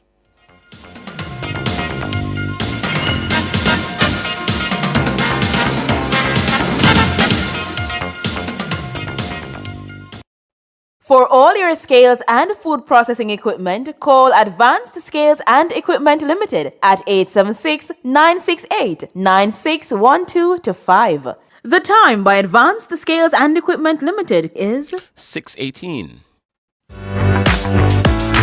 Something good just got better. You now have more time to benefit from the NWC's Debt Amnesty Package, which has been extended for another 2 months. So, from now until May 31, find out if you qualify for a benefit under the amnesty. Don't delay. Let's hear from you today. Call 888-225-5692 or visit a commercial office. The NWC Debt Amnesty, a part of our bucket full of goodies. Every day, we use our feet to walk, run, and take us to amazing places. But your feet can do something even more amazing. A simple step can change a life. Join Guardian Group's Shine 5K Night Run, formerly the Keep It Alive 5K, and make us try to support the Noel Holmes Hospital, the Bustamante Hospital for Children, and Project Star. Saturday, May 10 in Kingston and Saturday, May 24 in Montego Bay. New name, but same epic vibe. Register today at run2shineja.com or runningeventsja.com and see you at Shine 2025. Equality. There is no reason why I can't do what men always do. Split everything evenly. Jobs, salary, benefits, you name it. Why should men be taking the lead? Well, that's easy to say when all the talk about equality begins and ends with big jobs, positions, and money. You ever heard men running down equality? Nope. We leave well alone and know the roles are separate. Some things are equal and some just ain't. But how much hypocrisy is really in this equality argument? Join me, Rodney Campbell, every Tuesday from 9 to 10:30 p.m. for Affairs of the Heart, right here on Nationwide 90 FM. This Tuesday's topic: 50-50 in everything is what we want. Until here comes the bill. Affairs of the Heart is brought to you by Supermed Pharmacy. Super happy, super healthy, Supermed. The Ministry of Health and Wellness. Healthy people, healthy environment. Dewars. Here's to the story. And Durex. Distributed by Massey Distribution Limited, Jamaica. Public Opinion is brought to you by Cleasing Industrial Supplies Limited. Industrial Automation and Control Solutions.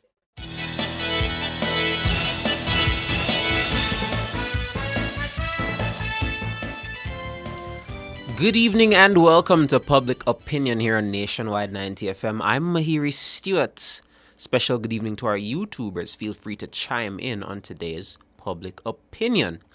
So, today scores of black-clad Jamaicans defied criticisms and took to the streets of Halfway Tree on Tuesday, today, to protest the recent spike in police killings.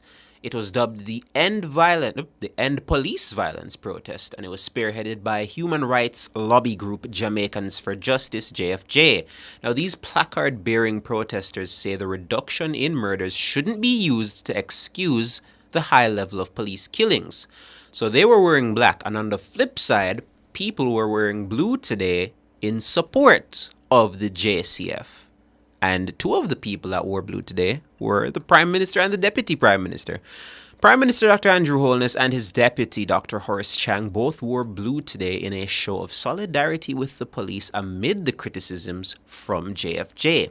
Now, JFJ has called for greater accountability amid a 140% increase in police killings since the start of the year. Their executive director, Michael Jackson, said the human rights lobby group is not leading an anti-police protest. Rather, Ms. Jackson is reiterating that the protest, is about accountability. We're guided by the call and those who we represent here at JFJ. We are just coming from court for one teenager this morning who was violated by a police officer. It was circulated in the media. So these are the persons that we support, and it's something, again, that we're comforted by. And I just want all Jamaicans to know that this is not an anti-police protest or rhetoric. This is merely a call for increased accountability by way of the body-worn cameras and other reforms that we're proposing. So with all this said and done, that word, accountability, is the key word of our public opinion today. Today in public opinion, we ask, are you satisfied with the level of police accountability? So we're going to take to Facebook first to see what people over there are saying.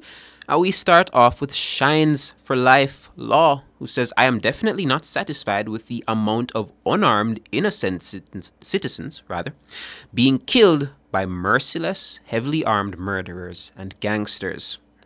Cheryl Griffiths says, yes, she is satisfied with the level of police accountability. Prince Wellington says, with the lawful ones, yes, in no way satisfied with the unlawful ones who are being supported by one individuals who themselves are of questionable character.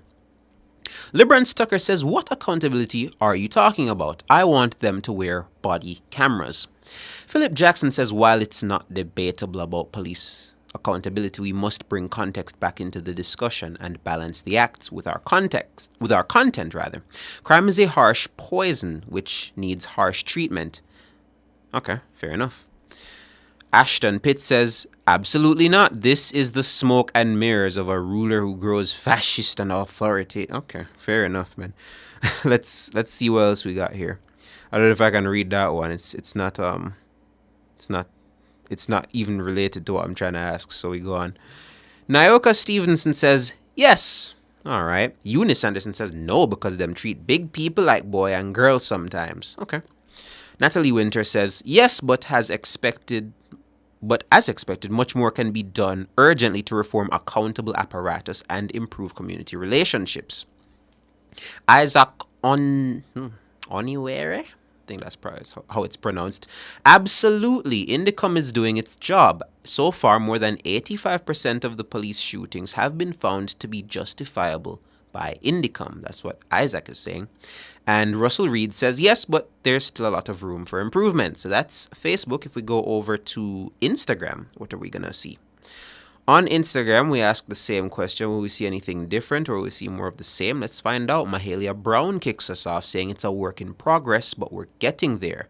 And these sentiments are reflected by the other comment I'm seeing here, Ross Clooney Lorraine, that says, I believe that it continues to be a work in progress. My Lorraine says yes. Empress Tria says, is there any accountability? Will Ryan Wilson says, absolutely not. D. Bardley says, yes, fully satisfied. Prince No Frauds says no. And we got a bunch of no's in here. Magnificent Mitch, no. Javis Edwards, no. One Same Time ENT, no. McCurdy Joseph says, yes, policing in Jamaica is tough, so I stand with the blue. J. Mard Beaumont says, generally no, but if them terminate the hooligans, why should I complain? One Same ENT says, why is it hard to wear a camera? All right. Dan Gabby says there's no accountability. So that's what we have on Facebook. We've done Instagram. We're going to try Twitter. And then we're going to go to see what the YouTubers are saying. So when we asked Twitter, or X as we call it now, what are their thoughts? Are they satisfied with the level of accountability within Jamaica's police? They told us, we got a couple of comments in here. Let's see how many of them we can read. Hell no, says Grace Davidson. Nobody worn cameras. That makes it difficult to trust whatever they say. Don O'Mealy says, very far from being satisfied. Shari Smichael says, absolutely not. President says, very. And Honest Media says, I'm very pleased with the accountability oversight by Indicom Jamaica. So that's what we have so far on social media. But what say the YouTubers? Are the YouTubers satisfied with the accountability systems in place for the police? So let's take a look. I'm seeing a lot of blue hearts in the YouTube chat. A lot of people are seemingly standing with the police in this debacle. Custis Brown says, I stand with the police, not with the criminal groups. Oh, what? Yeah, let's just say he's not standing with criminal groups. There we go. Willow Will says, yes, satisfied with the accountability, but there's always room for improvement. Errol Murray says, not really, it could be better. Yeah. Who am I says, what we got here? I'm hearing people wearing black on bus I get pulled off because of anti-JCF sentiments. Is that true? Not sure, man. I haven't heard anything about that. What else do we have here? What do we got here? Again, Electra Squad official says, again, what were we saying when the cameras were not a thing? Bali says, if there is no accountability, Mahiri, you should shut down Indicom then, because we are now arguing on speculations and innuendos. MJM says, police accountability could be better. Some police think they are a law unto themselves. They have gotten better, but some can be extremely disrespectful. Okay. Start Girl says, I am very satisfied. Marlene P says, 100% satisfied. What else we got here? I trust the police more than the criminals, says Andrew Last. Judith Dodd says, 100% with the JCF. Yeah. Fully satisfied with the work of the security forces, says Maxine Wildman. Okay. Do we have any more here that we can read? Merle Chambers says, standing with the police. Strong Link says, very satisfied. The government set up Indicom that's doing a very good job. CJ Martinez says, he's not satisfied. Okay. Tari says, the problem, I think, would be the few bad apples in the force. And if that's the case, then deal with them separately instead of generalizing the entire force. But the JCF gets my nod of approval. What else we have here? A gunman is not out there to serve and protect me. The police are, says Bell Ringer. Pauline Taylor says, I want a Jamaica that's safe. I stand with the police. Yeah. What else we have here? To all well-thinking Jamaicans, what kind of message you think you're sending when you have a... Oh, okay. Well, that's not what we're talking about here, though, Patrick, I fear. What else we have here? How many of these can I even read? I'm trying to find the ones I can read. Law enforcement over criminals and criminality, we say. That's Ronald Grant. Marjorie G says, I am okay with the JCF. Okay. What else do we have here? What else do we have here? Okay. Okay, so now they're going to go at each other. So now the YouTubers are cooking each other. The ones that are disagreeing are getting cooked by the ones that are agreeing. So I have a little tussle going on in the YouTube chat right now. What else do we have here? Mildred Hamilton says, what would we do without the JCF, although they are not perfect like other organizations? All right, man. Is that it? Do we keep going? Oh, I'm still looking, man. Mercedes Morgan says, yes, we're satisfied. Yes, satisfied, but we are getting there. That means we aren't there yet, is what I'm interpreting from what you just said, but fair enough. Ian says, I stand with both JFJ and the police. All right, man. So this is an interesting point. I don't think anyone said this so far.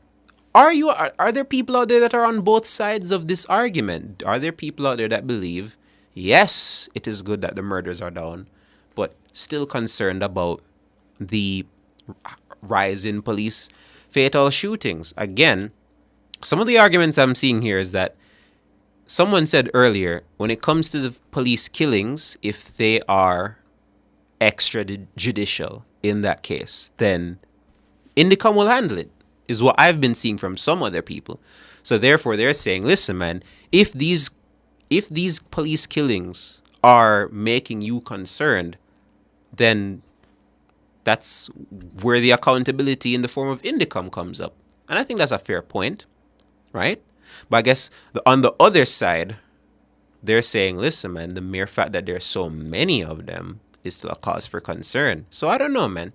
It's really up to, it's really just down to perception. This is one of them public opinions that you're probably going to see a bunch of different answers. I haven't necessarily seen that many different ones, but I can see these arguments. Both of them make some kind of sense to me, if you get what I'm saying. But let me not tell you what I think, because this is about what you think, right? Queen D says, satisfied although not perfect. I prefer those who serve and protect instead of criminal elements amongst us. what's this? Rumpun says, you cannot stand with both sides because what JFJ is doing is political. Political how, though? You saying it's in preference to a party? I mean, I'm personally not seeing it that way. But, okay, again, that's another opinion. That's public opinion for you.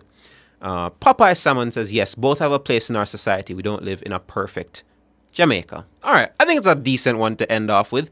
As always, folks, thanks for participating in public opinion today. It's time for the business report, so let's get to it.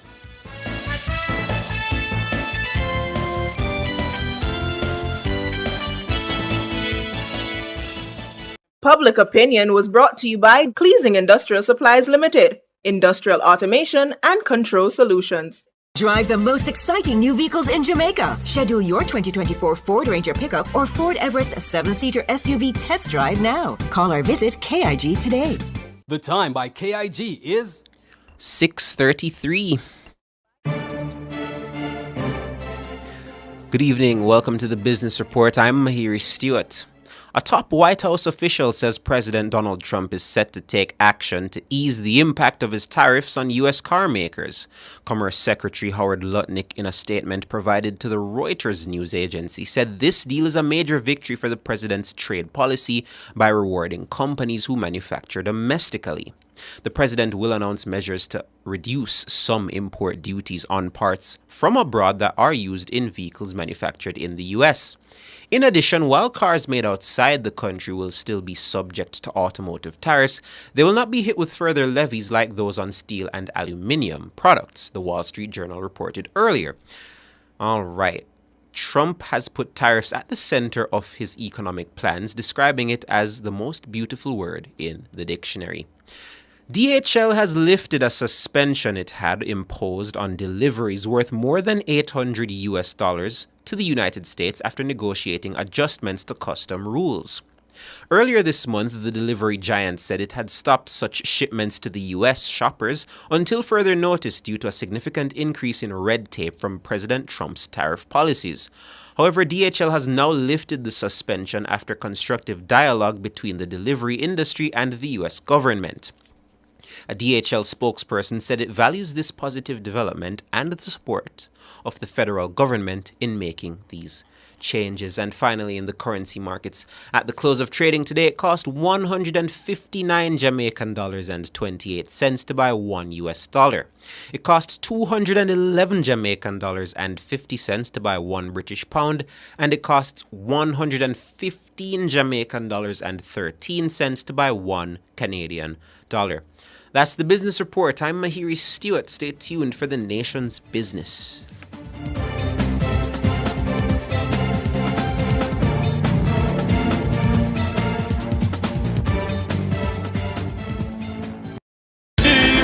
Outperform, outlast. We top performance. Jackama. Reliable, full stop, not comma. We have the expertise for drilling and demolition. We have the power tools for plumbers and electricians. Pan select tools, free parts and free repairs. Free parts, free repairs. 2 to 3 years. Hilton, available at Delta Supply, 106 Hagley Park Road. Call us at 876-302-61114. Delta Supply, we service what we sell. The future is here. Meet your new best friend, the Samsung Galaxy S25. Unlock your true potential with this powerful but sleek AI companion. The S25 has exciting features such as the enhanced AI and camera. Let's transform the future together. Ask about our trade-in, smart payment, and insurance protection plans. Get yours today at select digital stores, Crossroads, Tropical Plaza, Spanish Town, downtown, and also available at the SMS store, 12 Ruthven Road, Kingston 10. SMS Group is your gateway to technology. Every day, we use our feet to walk, run, and take us to amazing places. But your feet can do something even more amazing. A simple step can change a life. Join Guardian Group's Shine 5K Night Run, formerly the Keep It Alive 5K, and make us try to support the Noel Holmes Hospital, the Bustamante Hospital for Children, and Project Star. Saturday, May 10 in Kingston and Saturday, May 24 in Montego Bay. New name, but same epic vibe. Register today at run2shineja.com or runningeventsja.com and see you at Shine 2025. equality. There is no reason why I can't do what men always do. Split everything evenly. Jobs, salary, benefits, you name it. Why should men be taking the lead? Well, that's easy to say when all the talk about equality begins and ends with big jobs, positions, and money. You ever heard men running down equality? Nope. We live well alone and know the roles are separate. Some things are equal and some just ain't. But how much hypocrisy is really in this equality argument? Join me, Rodney Campbell, every Tuesday from 9 to 10:30 p.m. for Affairs of the Heart, right here on Nationwide 90 FM. This Tuesday's topic, 50-50 in everything is what we want. Until here comes the bill. Affairs of the Heart is brought to you by Supermed Pharmacy. Super happy, super healthy, Supermed. The Ministry of Health and Wellness. Healthy people, healthy environment. Dewars. Here's to the story. And Durex. Distributed by Massey Distribution Limited, Jamaica.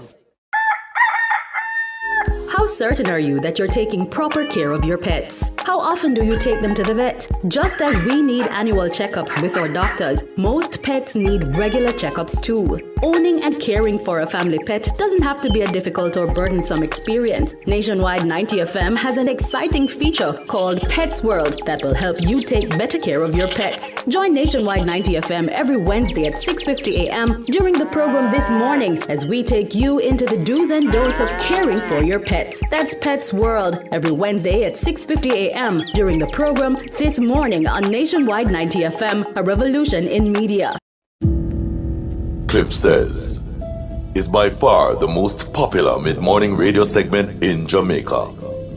Cliff Hughes shares his views on the hot-button topics of the day, editorializing on various issues in the news, breaking news stories, and expounding on stories. Cliff Says sets the tone of the show for the rest of the day. Join the award-winning journalist Cliff Hughes weekdays during Cliff Hughes Online at 10 to 10:30 a.m. Join the revolution in media. Cliff Says is brought to you by Educom Credit Union, providing value through service. And Hyundai, modern premium affordable vehicles.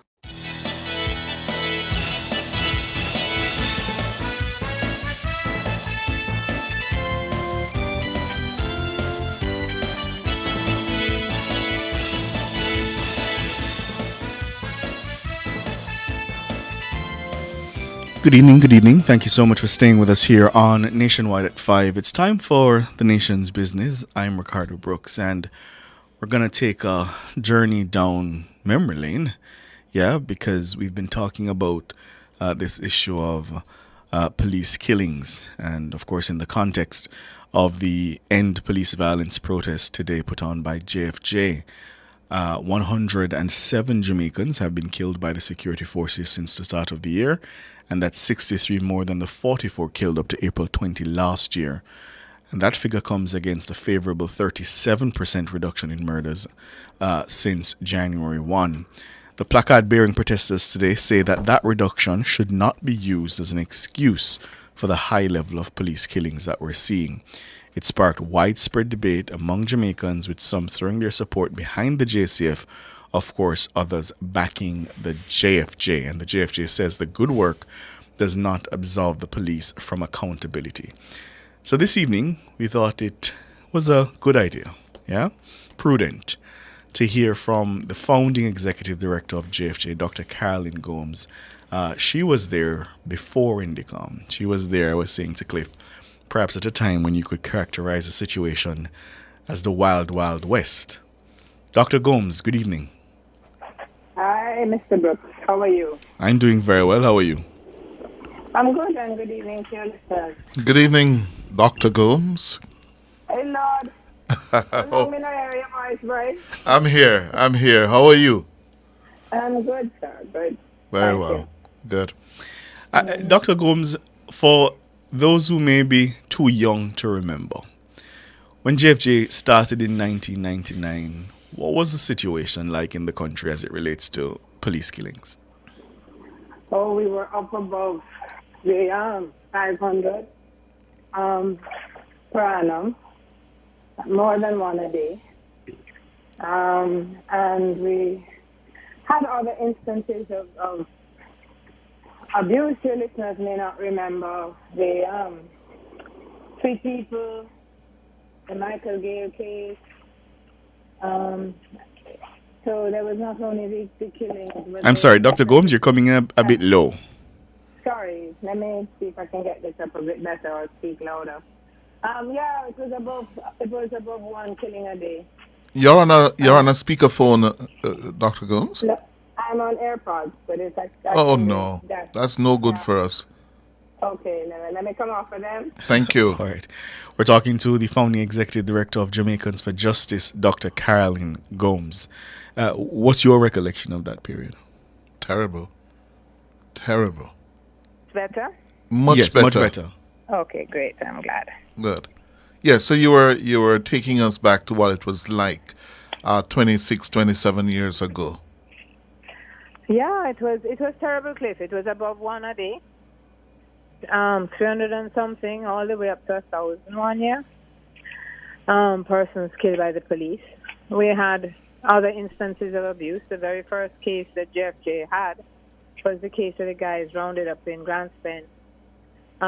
Just arbitrarily because they were in their house and a truck came by and they were just taken out to their houses and taken to Constant Spring Police Station and fingerprinted and photographed, regardless of whether they wanted to be or not. If they didn't want to be, they were told, well, you can spend the night here, and then you can go find yourself a lawyer in the morning if you want to come out. So that was our very first case, and we actually won that case in civil court as abuse of people's rights. And so we had that going on. We had the street people incident going on, and then we had the very first case of police killings that came to us was the Michael Gale case. Just before you go to Michael Gale, which is more well known, but the street people, a lot of people may not know what you're referring to when you say the street people case. Time flies, huh? Yes. That was a case where mentally ill people were scraped off the road in Montego Bay, taken up, just picked up one night, an organized operation with a truck. And these people were put in a truck and driven across the hills from Mobay down to the Boxside Lake down in by Santa Cruz. In St. Elizabeth? Yeah, St. Elizabeth. And then they were just dumped. They were just dumped there. Mentally ill people, people who needed help, were dumped like garbage. Because Montego Bay was preparing for an international conference. I think it was a G15 or summit. Something like that. Yes. Yep. And they were just dumped like garbage. And it was Liz Hall of blessed memory who was our first chairperson in Montego Bay, who used to run Kumi, herself and Joy Crooks, because some of the people they had been helping, and they wandered. Some managed to make their way wander back to Mobay, and then they set off to find others.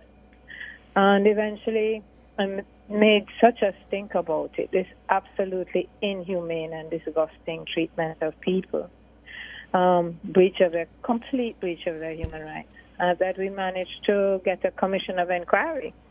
There was that famous moment at Pegasus where Monsignor wheeled out breakfast for us from the prayer breakfast as we were protesting outside Monsignor Albert. And Prime Minister Patterson refused to take a flyer from Hugh Small calling for a commission of inquiry into what had happened to those street people. And those were early cases, but they were always interspersed, always with police killings. And as soon as our name got out there in conjunction, because of the work with the men in Grants Bend who had been scraped up, because of the outcry around the street people, because of Michael Gale, we became inundated with calls and visits and appeals for help from people whose family had been shot by police. And you may remember the case, your listeners may remember the case of Janice Allen, 13 years old. Went to buy rice at the corner shop with her sister and shot in her back, and then the police refused to take her to hospital. That was in Trenchtown? Yep. Right off of Collie Smith Drive. Yes. But Dr. Gomes, there are those who, let me take a time signal and come back with you.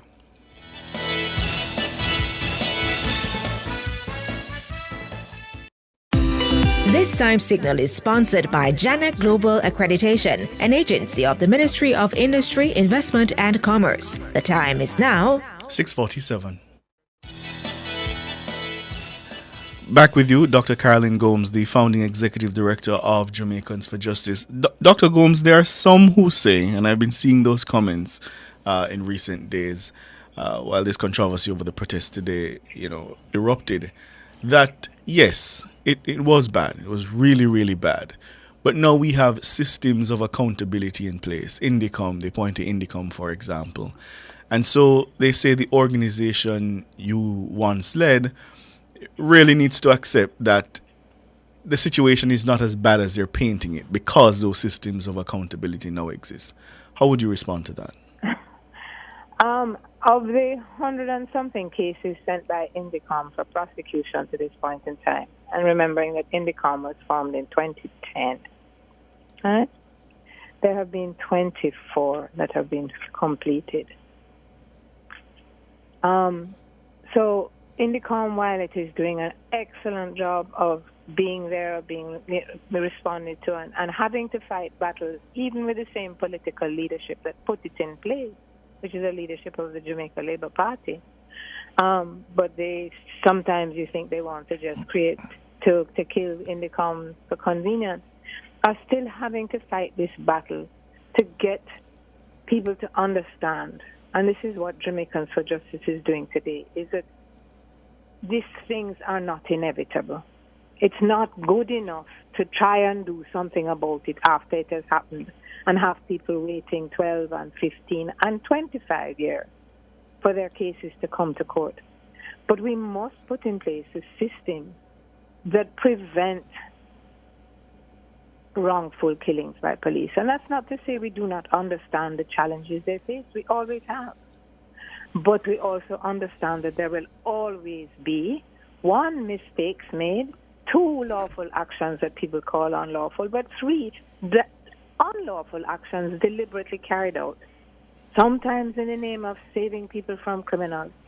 And quite often, as is happening right now with the American system of trying to deport immigrants, you end up with wrongful actions.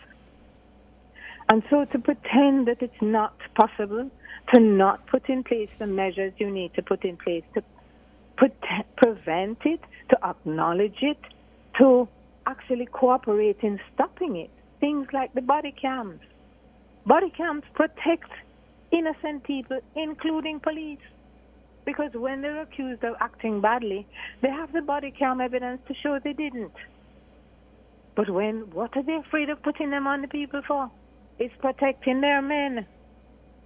So, it's to call for when you see slippage, don't accept slippage. Don't accept rising numbers and say, well, you must shut up because crime is down. No. You cannot. I'm so tired to be saying this 25 years after Jamaicans for Justice was formed. But you can't murder. You cannot uphold the law by breaking the law. So if you're not doing that, put in place the accountability systems you have, such as the body cameras, such as the acknowledgement, rather than the vilification. On that point of vilification, because sometimes I see parallels, because when I was growing up, I recall you were accused of being this or that in terms of your political allegiance. And I recall that you were called anti-police. I actually recall sometimes you had tense exchanges with members of the high command. And I see similar things with Michael Jackson. And so I wonder, when you look back at your tenure, how did you deal with that? Being almost against public opinion, which right now Michael Jackson is facing, that it seems that a large number of Jamaicans believe that because of the reduction in murders, then the state of affairs is justified, the ends justify the means. I think sometimes where we are so easily forgetting history, we are so easily forgetting how things can be different. And we fall into the trap of repeating something because it's what we know, rather than looking for a way to do it differently. And I personally have been very disappointed to hear this kind of rhetoric from the political leadership and some in the high command, because they know better. I knew the commissioner. I spent 3 weeks with him in a course in Washington years ago, and we had long dialogues about it. He knows better than that. He knows that they are not anymore, that Michael Jackson is no more anti-police than I was. I'm not anti-police, I never was, but I'm anti-bad policing. And there are a number of steps that should have been taken in the interim that have not been taken, including the Police Services Act, reforming the police force and the troubling issues it has with accountability, and that police, and without moving it away from a force to a service, right? It has failed to put in place successive administrations, reforms to the forensics department, reform to the courts that allow cases to not linger for 25 years, reforms to and whether it is strengthening or whatever it is of the DPP's office. Those things have not been done. And so we're right back in a situation where people are seeing with their eyes what's happening. And it's not all the policemen, but we do know that people are seeing what they're seeing. They're seeing their sons shot in the back and pretending to be dead in order to be alive. At the end of the day, they're seeing these things. 15-year-olds being killed. We're seeing Mario Dean beaten nearly to death and then subsequently dying in a police cell for a ganja spliff. It's not that these things aren't happening. They are happening. And what we need now to do is to see what it is of the reforms as INDECOM, but INDECOM cannot shoulder this burden by itself. It also has to go hand in hand with reform and accountability of the police force and leadership that is sensible and not repeating the same mistakes of the past, that's in the area of crime and control and policing. Dr. Gomes, listening to you, and it sounds reasonable, yes? It's a reasonable position. And I've been grappling over the last few days with trying to understand, why is it then, this reasonable position, why is it that JFJ can't shake the perception that the organization is pro-police and anti-criminal? Or the other way around? Pro-criminal. Right, pro-criminal and anti-police. Because you said it, Michael Jackson said it. Yes, and yet, where is the voices coming from? Where is the leadership of those in the society that is saying, no, hold on a little bit. If it's true, we have to deal with it. If it's not true, we have to take it to court and prove it. What's the best way to do these things? Why aren't we wearing the body-worn cameras? Why aren't we? Why aren't we protecting our police and our citizens by insisting that everyone wears one? Why are we vilifying those that say, what's happening? Explain to us. Why do we have nearly twice the number of police killings this year that we had at the same time last year? Why is it that we have 24 dead people who didn't have guns in their hands? What it is we need to do differently. And what we're not getting is that. What we're getting is defensiveness. It's not us. We know how difficult the situation is. You know how we have to deal with these criminals. Who are criminals? 15-year-old boys that you have to shoot them? No. And the other thing I think that we don't do well enough, Mr. Brooks, and Cliff knows this from me, is that we refuse to see that we cannot look at a neighborhood and say it's pure criminal in there. Because it's not. It's people. It's mothers, it's fathers, it's sons, it's daughters. And if they have people in there that are criminal elements, they are terrorizing the decent, law-abiding people in there as much as that, as they're terrorizing anybody else. And what we've got to do is we've got to engage in trying to reach every single one of our citizens with respect, with an acknowledgement that without their help we can't solve the crime, and we certainly can't solve it by shooting their sons in front of them, right? And alienating large sections of the society. So we have to start with valuing our people and saying that one wrongful shooting, if it's happening, is too much. One 15-year-old shot down is too much.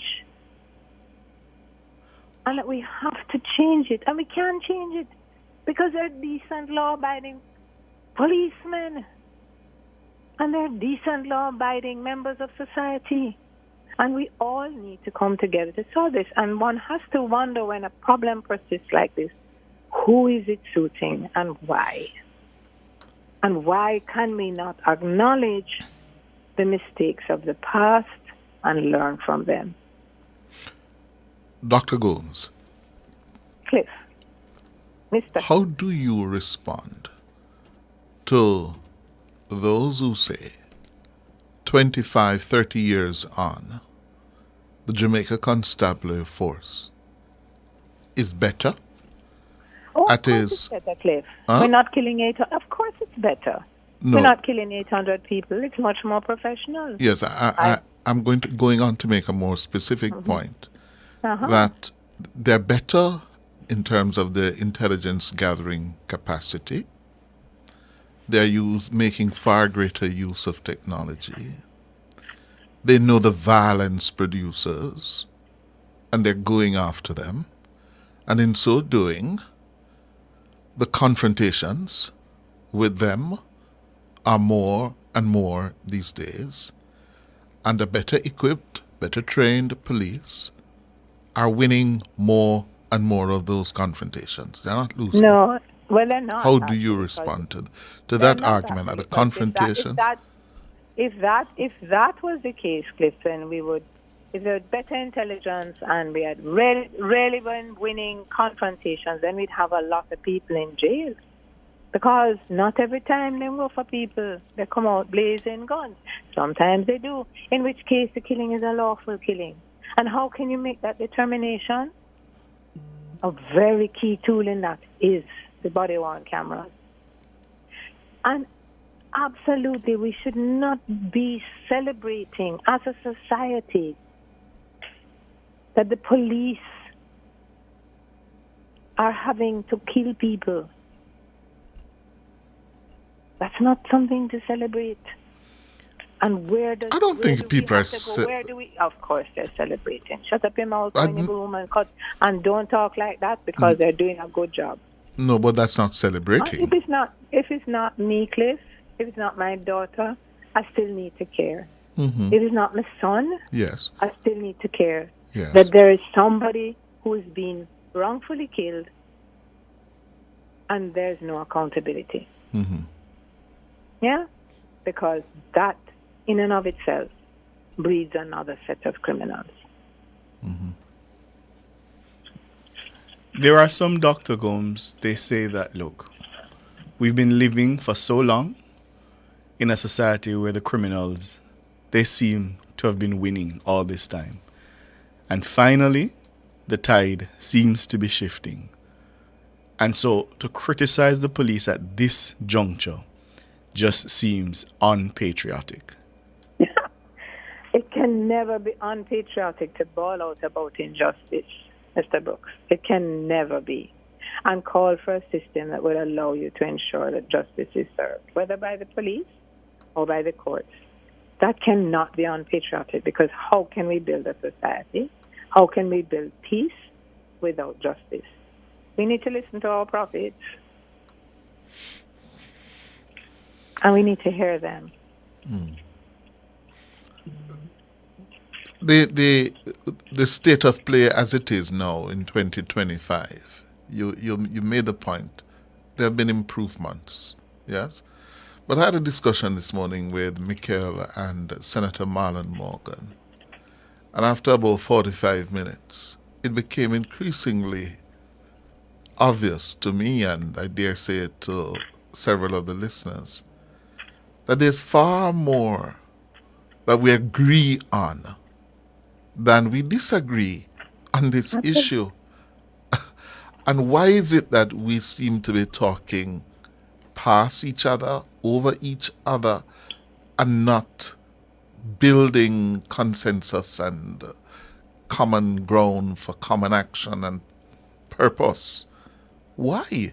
What is it?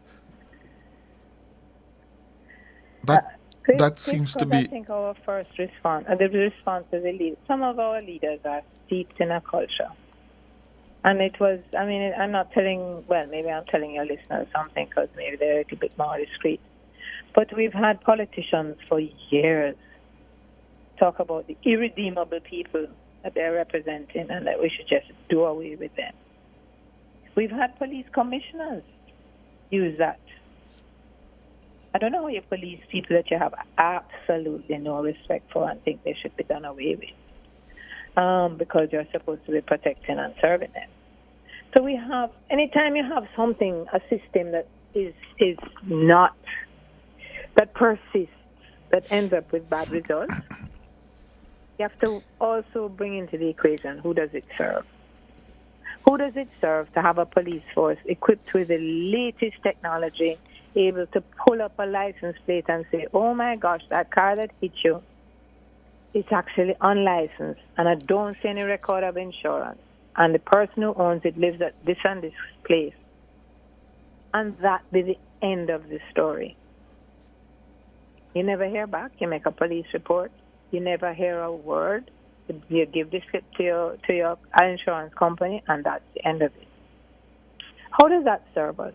How does that serve us where we have policemen, amiable policemen, really well-dressed, really well-mannered, who stop you and point out that you've, been over the limit and then try and sell you tickets to some raffle somewhere? How does that serve us? It doesn't. No. So we have to have a system of proper police accountability. But it does serve some people, and Cliff, and that we have to acknowledge. But that level of it's not always corruption. Sometimes it's just indifference, lack of resources, whatever it is. That level doesn't serve the society. And when it is taken up a notch, and they have people in the force who, for whatever reason, think the best thing they can do is go and kill, or who enter into confrontations with guns blazing, and at the end of it, there are a few dead people and only one gone, and some of them may have been innocent. And well, we just have to be sorry about the innocent man. No, that can't serve us. And there have been blueprints after blueprints of how we can make the life of the police force better, enable them to police in a better way, enable their leadership to hold them accountable. But that last step. One last one. It's not often these days I get a chance to speak with you, Carolyn. One last one. There's a view as well that, listen, no matter what the police do or the state does, JFJ will always be finding something to complain about, to advocate about, because that's how it justifies its case for funding and financing to keep it alive. Oh my God. Yeah, I know there are people that say that, Cliff, but it's not a lot of money, and by the way, we all have a duty to be guardians of each other's rights. Because the minute you say, well, it's somebody else's rights, not mine, that will never happen to me. And you let it slip, and you let it slide, and you stop speaking, and you just say, well, that's the time they're going to come for you. So we all human beings, must act towards each other in a spirit of brotherhood and respect, and put in place the systems so that those that we pay and employ can actually function in that way. What do you do? Accountability is a big part of it. What do you do these days? I'm vice chair of the strategy committee of the Global Fund for HIV, TB, and malaria. So I spend my time working to try and end AIDS as a public health threat, and tuberculosis and malaria. And human rights plays a really huge role there too, because people who can't access their rights and cannot go to clinics and have no way of the clinics coming to them are the ones that have diseases that they cannot treat and that cannot be treated or are not treated, and that therefore spread it. So very similar. And as you know, Cliff, my work is based on the inalienable rights of every single human being. That a baby is born, and with its first breath, it draws in those rights. And you can be a criminal. You may grow up to be a criminal. You may grow up to be a nice man. But the people we pay to look out for you and to look after you and to bring you to justice when you're a criminal, we set up a whole separate system for that justice, and that system is accountability. That system is the courts. Are you satisfied with how JFJ has gone on after you have? I'm very proud. I'm very proud, Cliff. There have been bumps and lumps in the road,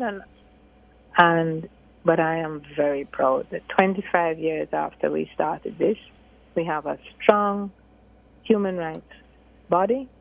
We have a strong organization that stands up for the rights of people, that is prepared to take the vilification, because that comes every time you call out people when they're wrong.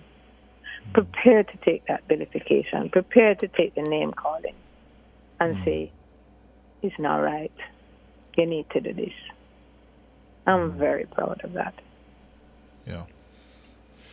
Dr. Caroline Gomes, Founding Executive Director of Jamaicans for Justice. Thank you so much for your time. I appreciate it. No, not at all, Mr. Brooks. Nice to chat with you and my good friend, Cliff. All right, Caroline, take care. Take care. Good. This is Nationwide at 5.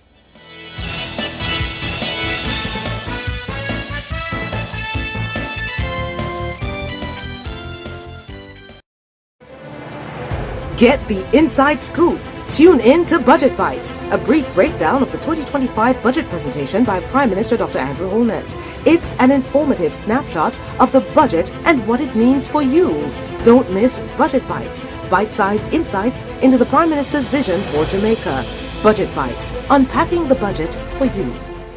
Let us recall that the drop in murders from 2009, for which the opposition seeks to take credit, was a direct result of the state of public emergency launched in May 2010 by the Jamaica Labour Party administration, which dismantled and scattered the gangs and created a 21% drop in murders in 2011. 21% drop in murders in 2011. No other police action has resulted in any such drop. In 2011, murders stabilized, and in 2012, stabilized. This created a respite where targeted police operations against gangs and violence producers resulted in 2024 having the lowest number of murders in the last 20 years. But it's not as a result of the PMP's action. It is as a result of the 2010 state of public emergency, which gave you a 21% reduction, then a slight carry-on reduction in 2012. I still posit that if the opposition then had supported the government in extended the state of public emergency, the fall in murders would have been even greater. In mid-2014, the PNP introduced the Unite for Change, an ostensible crime-fighting strategy that leaned heavily on social intervention. There was also a change of police commissioners and an apparent change in crime-fighting strategy. By 2015, murders began to rise again. Under the PNP, even with the much-touted Unite for Change initiative in full effect. The truth is that the PNP shifted focus from targeted operations against gangs and gang leaders and allowed them space to regroup. The number of gangs in the country increased from 200 in 2010 to 350 by 2016. And we saw the impact of this from 2015 through 2017. That is why my administration decided to take decisive action. We recognize the emergency threat organized criminal enterprises and violence producers pose to specific communities and the country generally. We responded with zones of special operation and states of public emergencies to halt the persistent spiral in murders from 2015 to 2017. The SOEs and zones of special operations were successful in taking back communities from gangs, displacing criminals, disrupting their operations, and limiting their space and opportunity to commit crime. This resulted in a 22% reduction in murders in 2018 and a leveling off between 2019 and 2020. The success of the SOEs and the ZOZO came with the support of the opposition at the time. And I here must give credit to the former leader of the opposition, the Honorable Dr. Peter Phillips, who understood their necessity and supported their extension. However, since the change in leadership in the opposition in 2020, we have not been able to use the SOEs to full effect. We have used them, but not to full effect. And we saw a 10% spike in murders in 2021. This could have been prevented and lives saved if narrow political interests parading as protecting rights did not blind the current opposition leader to protecting the right to life of the victims of murder by supporting extensions of the SOE. In parallel with emergency measures, this administration in 2018 embarked on an ambitious plan to indigenously reform and reorganize the JCF under the direction of a new commissioner, Major General Anthony Anderson, to include development of leadership, recruitment and training of personnel, and the acquisition of material and technology. It was never the intention of the government to rely solely on emergency measures. We used emergency measures to treat with the crime situation, which was over and above the existing capacity of regular law enforcement at the time. And we used the space and attenuation it created to build the capacity of the security forces. Therefore, in 2022, we began to realize the impact of the reforms and capability building investments in the JCF. The proceeding was brought to you by the Office of the Prime Minister.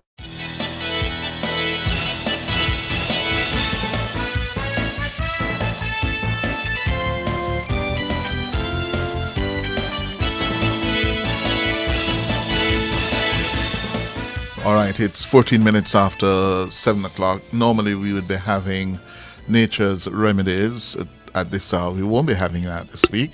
Nature's Remedies will be back next Tuesday evening at 7. So we're going to take your calls now on 876-630-9371-4 or 876-618-8255. By the way, listeners, when you come on tonight, tell me something. What's the best thing to eat with roast breadfruit? When you come on, I can saltfish. I want to hear from the listeners. Come on if you can cook.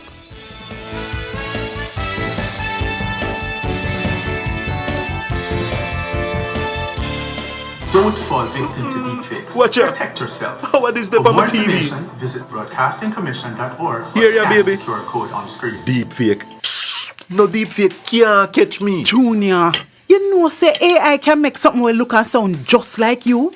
One day Junior get a voice note from her granny. Say the food done, the medication done, and she need money urgently. Need money urgently? But Miss Pat no like ask people for things. And as so comes, Judy get suspicious. So what she do? She asks the neighbor figure check pan her. Junior, the lady quite alright over there make her Sunday dinner. So the voice note a deepfake? Yes, my love. Come, your food ready. Right now it look like we have to outsmart the AI. But wait, I really want dege dumpling here, give me.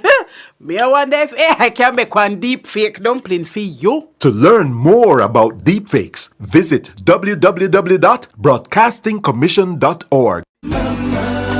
Celebrate mom with the Jamaica Observer's 4 Moms Mother's Day promotion. Win big for mom with a $50,000 cash prize, appliances, gift certificates, movie passes, and more. Just spend $6,000 or more with your multi-link card. Grab the Daily Observer, complete the entry form, and submit it with your receipt. 4 lucky moms will win. Enter by May 16th and make this Mother's Day unforgettable. See the Jamaica Observer for more details. Authorized under Section 58.3 of the Betting, Gaming, and Lotteries Act.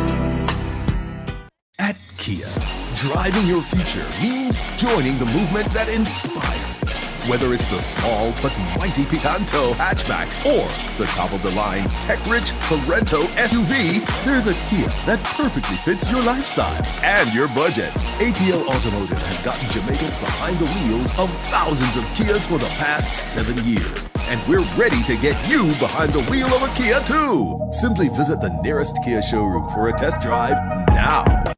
Hop into action this Easter with a loan from Chris and Charles. Borrow $575,000 or more with payments starting at just $12,595. Whether you're renovating, consolidating debt, or investing in your future, we've got you covered with fast processing, unbeatable rates, and exceptional service. Better hurry. Just like Easter buns, this offer won't last. Call 876-926-0609 or visit chrisandcharles.com today. When you think loans, think Chris and Charles. Want to reduce your high electricity bills? Then Peak Energy has the solution for you. From grid-tied to hybrid solar inverters with full lithium-ion battery pack. Installation and maintenance packages available. Visit us at Shop 1, 3 Mosquito Valley Road, Red Hill, St. Andrew. Call 876-279-8820 or 944-0668. Or email us at peakenergysolutionsja@gmail.com. Peak Energy for everything solar. New KFC saucy wings. Attention all wings lovers. KFC saucy wings with 2 new flavors. Mango habanero and buffalo. Spicy. KFC we have saucy wings. Delicious. Spicy the best. So a new KFC saucy wings crush the rest. Nobody does wings like KFC. New saucy wings is for me. New KFC saucy wings. Delicious, hot, and spicy wings tossed in savory mango habanero or buffalo sauce. Wings that will crunch the rest. New KFC saucy wings. It's finger licking good.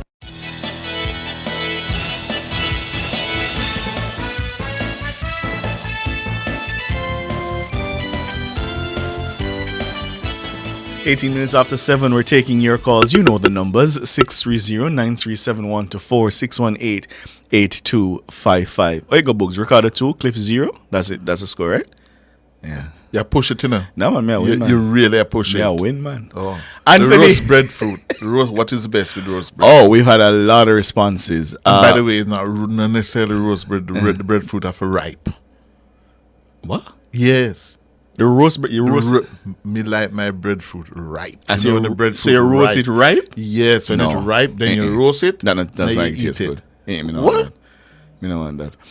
Tin mackerel, Philip says. Here Michael is saying roast breadfruit and pear. You were saying, yeah. Stew peas with turkey neck. Oh yeah, that slaps Frank White. I know that. That's good. Akia saltfish. Yeah. Or ackee and corn pork. That's good. That's good. Anthony, good evening. Yes, Ricardo and Cliff. Good evening. So, the roast breadfruit story, curry chicken or corn pork. Those are the 2 best things. When breadfruit turn and you roast it, curry chicken and corn pork, and you're gone clear. But you have to get the right curry doing. Yeah, and if you have enough pepper. Yes. Yes. Okay. Yes. Okay. Yes. Yes.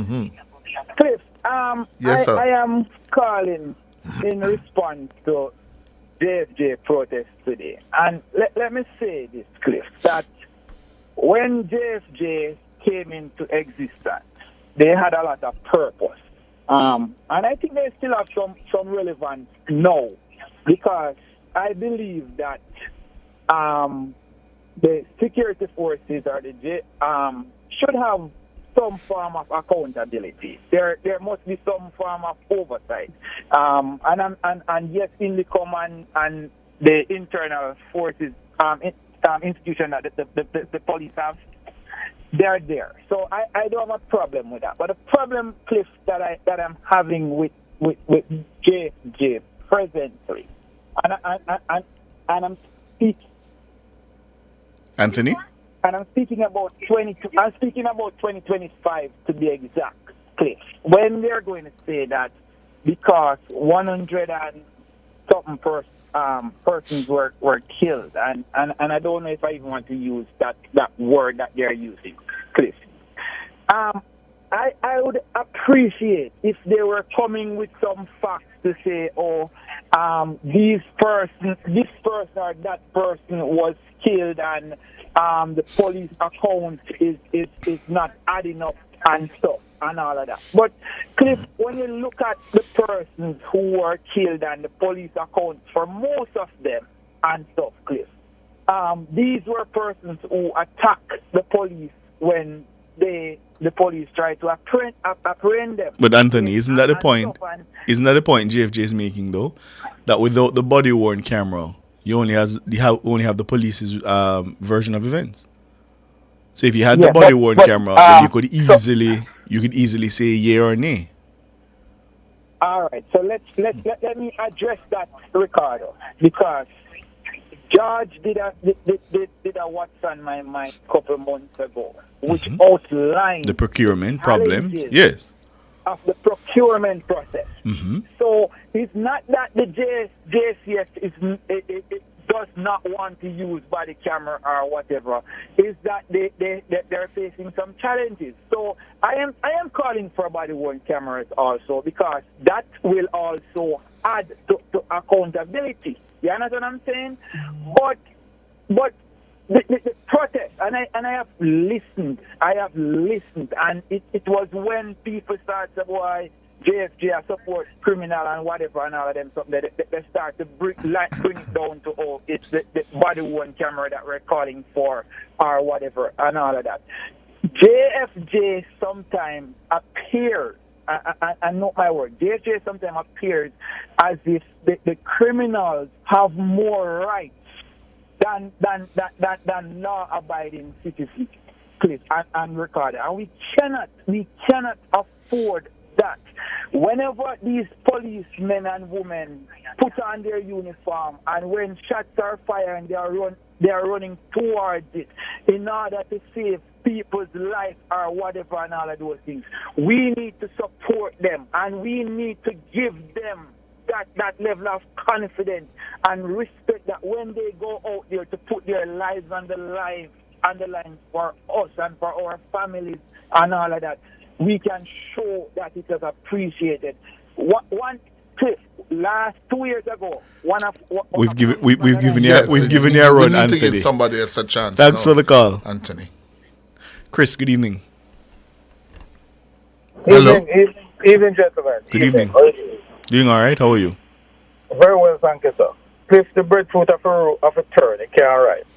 You know me attack. And I turn with me, I don't know, but you're right. Me don't know what you mean by right. Come here, tell me right breadfruit. A turn, I mean it turn. Okay. It's a turn. All right. It's a turn ripe. It's almost ripe. All right, fine. Yes, I can sausage is the best choice, sir. All right. But on the matter of the blue versus black, I think it is today. I think Dr. Gomes, I was listening to Dr. Gomes earlier, and I can tell you that when JFJ started, I was very active at that time in the social space, watching what was going on, and I was very much aware. I remember the cases that you mentioned in the discussion, and I also remember Agana Barrett up in Constant Spring. These were some of the prominent cases that JFJ dealt with. I think JFJ has lost a little bit of fame out there, or favor with the public based on certain things. But just to look at where we are today versus where we're coming from. At the time when JFJ was actively campaigning and lobbying against police excesses in the country, we had in excess of 400 murders. Well, not murders, but police extrajudicial killing at one year. And that brought us international shame because we were unable to even purchase ammunition for our security forces based on how the security forces were operating at the time. And we have come a far way, Cliff. You know, as an old school, that where we are coming from is nothing compared to where we are today. The police is a lot more tactical now. They are more equipped and they are more targeted in their approach. They are approaching and going after more criminals. So you expect that there are going to be more fatalities or more engagement will result in more fatalities. Now, I'm not saying that there ought not to be checks and balances and the police must not be held to account. But what I will say is that the body cam that they are clamoring for, and I find this a little bit disturbing, because JFJ is at the same table where the discussions to acquire these body cams and other paraphernalia for the police to assist in their duties.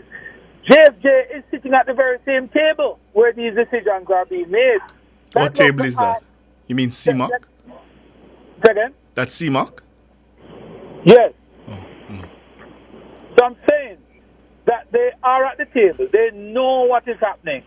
They are a part of the discussion. They know that Jamaica, the capacity to store footage from CCTV and from the body cams, we are not 100% there yet. So you have to wait until these cables are rolled out and the capacity to store the images are available. The government is working on that. And JFJ know this. So I can't understand how you have the discussion in isolation of those facts. You're not telling the people that, look, we are aware that these things that we are calling for, we're calling on the government to provide body cam, they are being procured. We know that. And I find that a little bit disingenuous on the part of JFJ and those persons supporting, the black movement this evening, because they know better. They know that these things are coming. There's nothing there that they're asking for that the government is opposed. I listened to Marlon Morgan this morning and Miss Jackson, and there was nothing to disagree on. So I find it strange that we're taken to the streets, and sometimes it makes you wonder, what is the real objective in taking to the streets today? What was achieved? What is it that we found out today that we didn't know prior to that protest?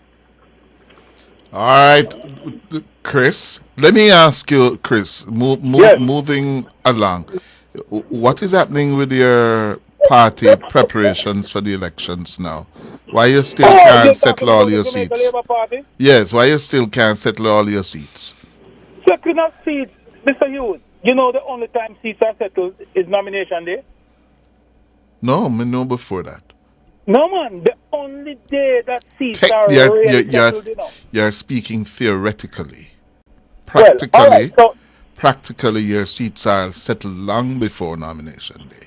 Yeah, but again, changes happen and things happen, just like it is happening now. The good thing, though, is that there are a couple seats that are outstanding in terms of who will face the poll or who will be going to nomination day. There are a couple of seats out in the wind. And those seats, I gather, will be settled very soon. It is a good thing, though, when you have the caliber of persons clamoring to represent the JLP. That's a very good thing. It means that something good is happening. Yeah. But the seats settled. The seats will be settled soon, man. And I think. Who's going to Northeast Manchester? I couldn't say. There are a couple of persons I heard is in the running, but I couldn't say who will. But I have a question for you, though, Cliff, that I've been wanting to ask you for the last couple of days. In 2020, the JLP and the party leader, Dr. Holness, were, to me, they were popular. They were among the most popular two in this country. They were way more popular than the PNC by way of party and leader. The question I want to ask you, do you believe that the JLP going into 2025 is more popular than they were in 2020? Both the JLP and the leader? No. And why so? Easy one. Well, it's been 5 years since, and the politics has ebbed and flowed, and Holness as a political brand has taken a hit, and the party and the polls indicate that. Yes, the party is ahead by all polling, yes, but nowhere near what it was in the run-up to September 2, 2020. Do you recall what the margin was going into 2020? Oh, I remember those numbers. Those were double digits. I think it was 15 or 16. Yeah, double digit leads. 15 or 16 points. I recall when I saw those numbers, I said to our pollsters, you better go back and go stress test these numbers. These numbers were looking just too good to be true. And they were true. Exactly. Yeah. Well, I will tell you that based on how I'm looking at it, I have a very good feeling that the JLP is going to be more popular going into the general election. And I believe that Dr. Holness... More popular than it was in 2020? Yes, sir, I believe so. And I'll tell you why. Because in 2020, I think the JLP has now doubled their achievement. They have improved significantly on their messages. They are more organized. They are more strategic. And I think that says something going into the election. My response to that is 2020 was an extraordinary year at the time. It was a COVID year. We never had that to deal with as a country. And Holness and Tufton had demonstrated an ability to manage what was an existential threat to all of us, a pandemic.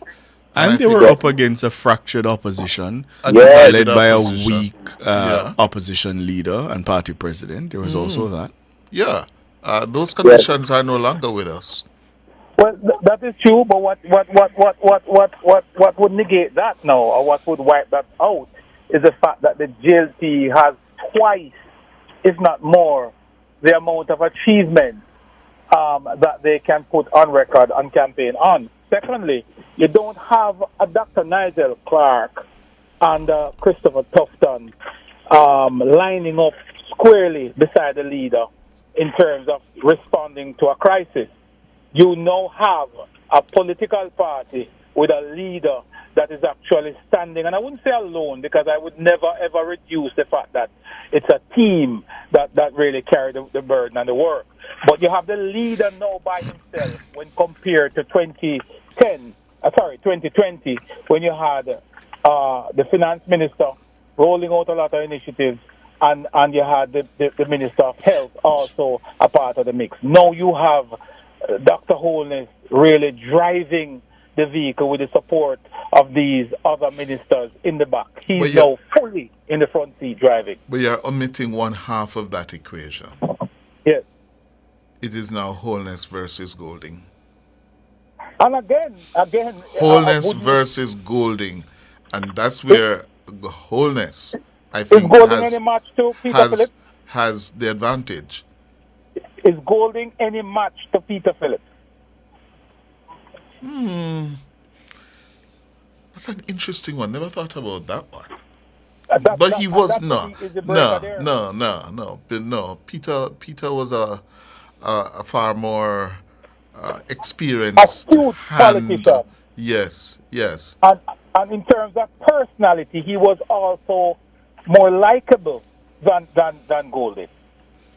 Yes. I think Golding's personality rubs a lot of people, including comrades. I wouldn't use the word likable. I'd say more authentic. I think word. Dr. Phillips is just always himself. That's the word. Yeah, he didn't come more across authentic. Yeah, that's what yes. And that says a lot too. That has a lot of political currency. Right, and it's going to be weighing into the minds of people when we go to the poll.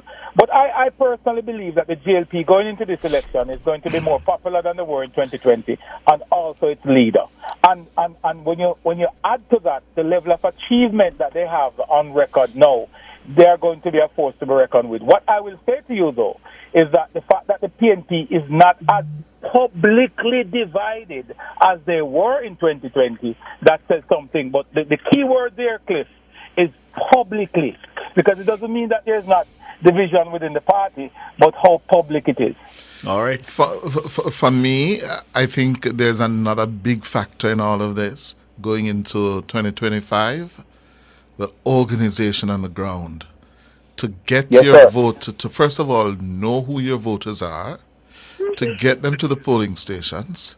Yes, that is what it's going to come down to on the day. And I'm putting more plainly, money. I would never dare to money. And I hear there are no whispers. There are no whispers about money. Money. The longer I'm hearing the campaign is drawn out before the date is announced, money is becoming a real issue Well, for the that People's is for me. National Party, Okay. which has Well, been, I would which has say been, which remember now, they've been campaigning now for the better part of 2 years, almost 3 years now.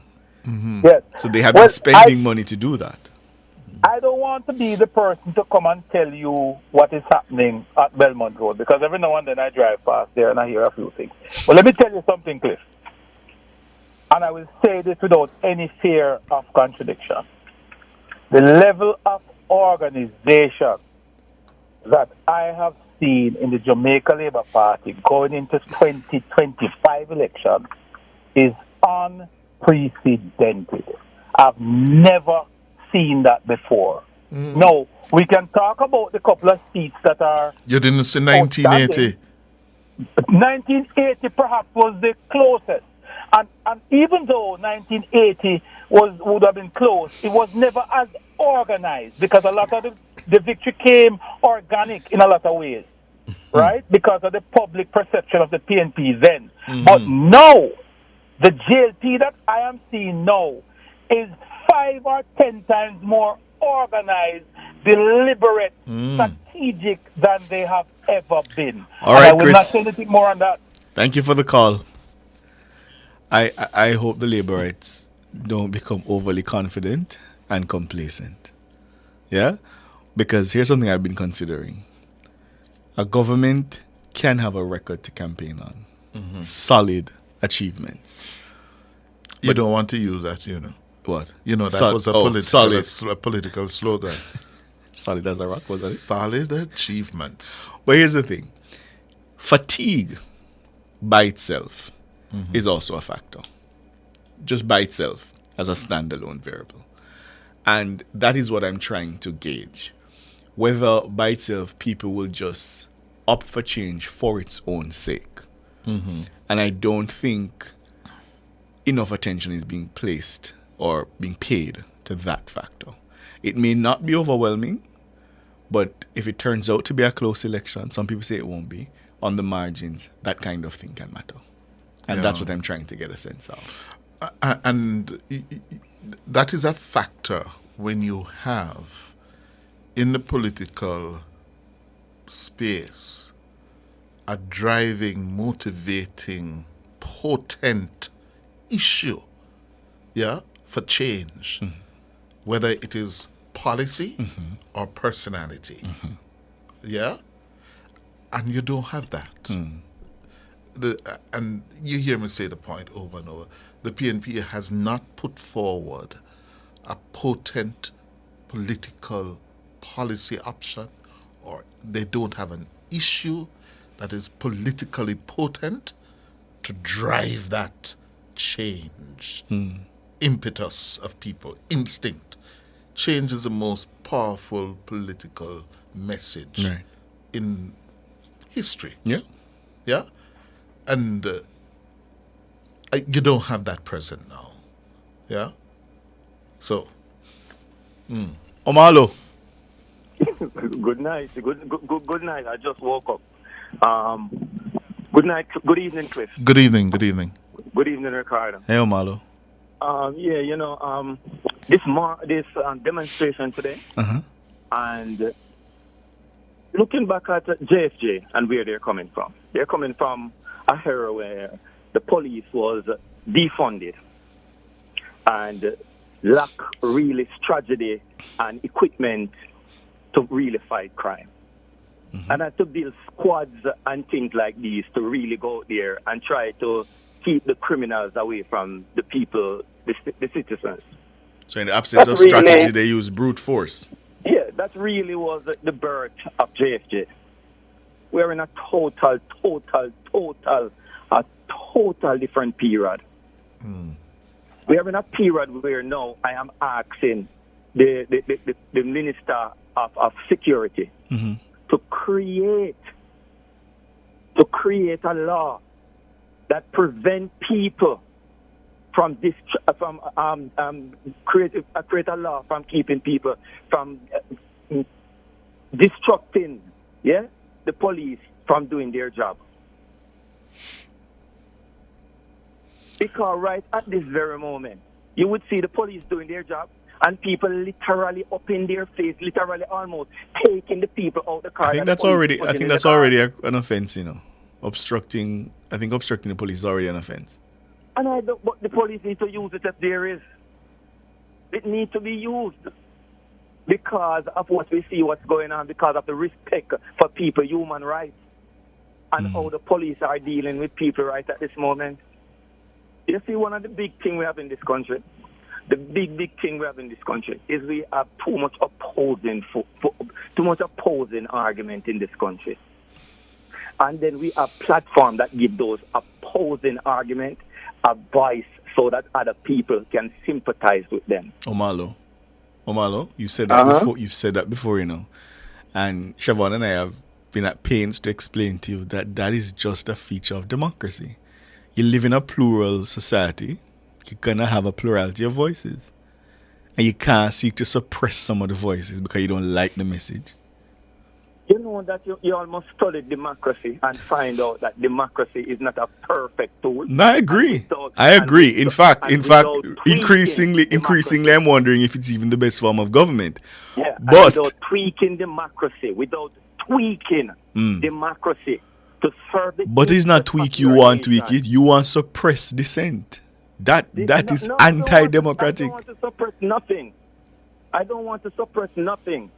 What I want to do is know that we don't give voices to people that give sympathizers that lead us to do things here in Jamaica, giving those sympathizers a voice. And who decides? That is the essence of democracy. And who decides who is a sympathizer as opposed to just an advocate? How do you decide that? Who decides that? You, because you don't like the message, right?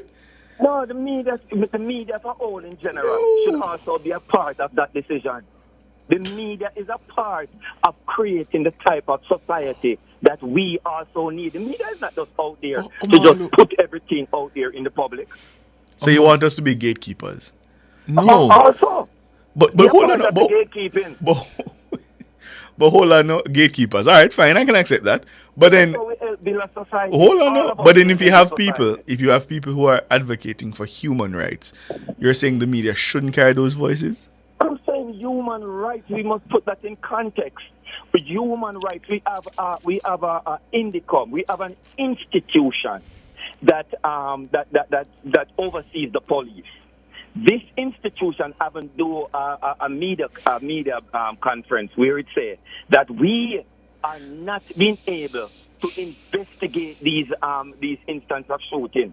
We cannot give the people no redress, and because of this, we are standing up against the government. We have none of that of sort. We have an institution that we Jamaicans have trust in, which is INDICOM. And now we have people. And if we have one voice, we're not supposed to have no trust in that institution. No, but Omalo, if we have one dege voice, of a Jamaican citizen, who is of that view, yes, that voice must not be silenced. Cliff. Yeah. I don't want every voice to be heard inside my house. Oh. Well, the democracy is not your house, thankfully.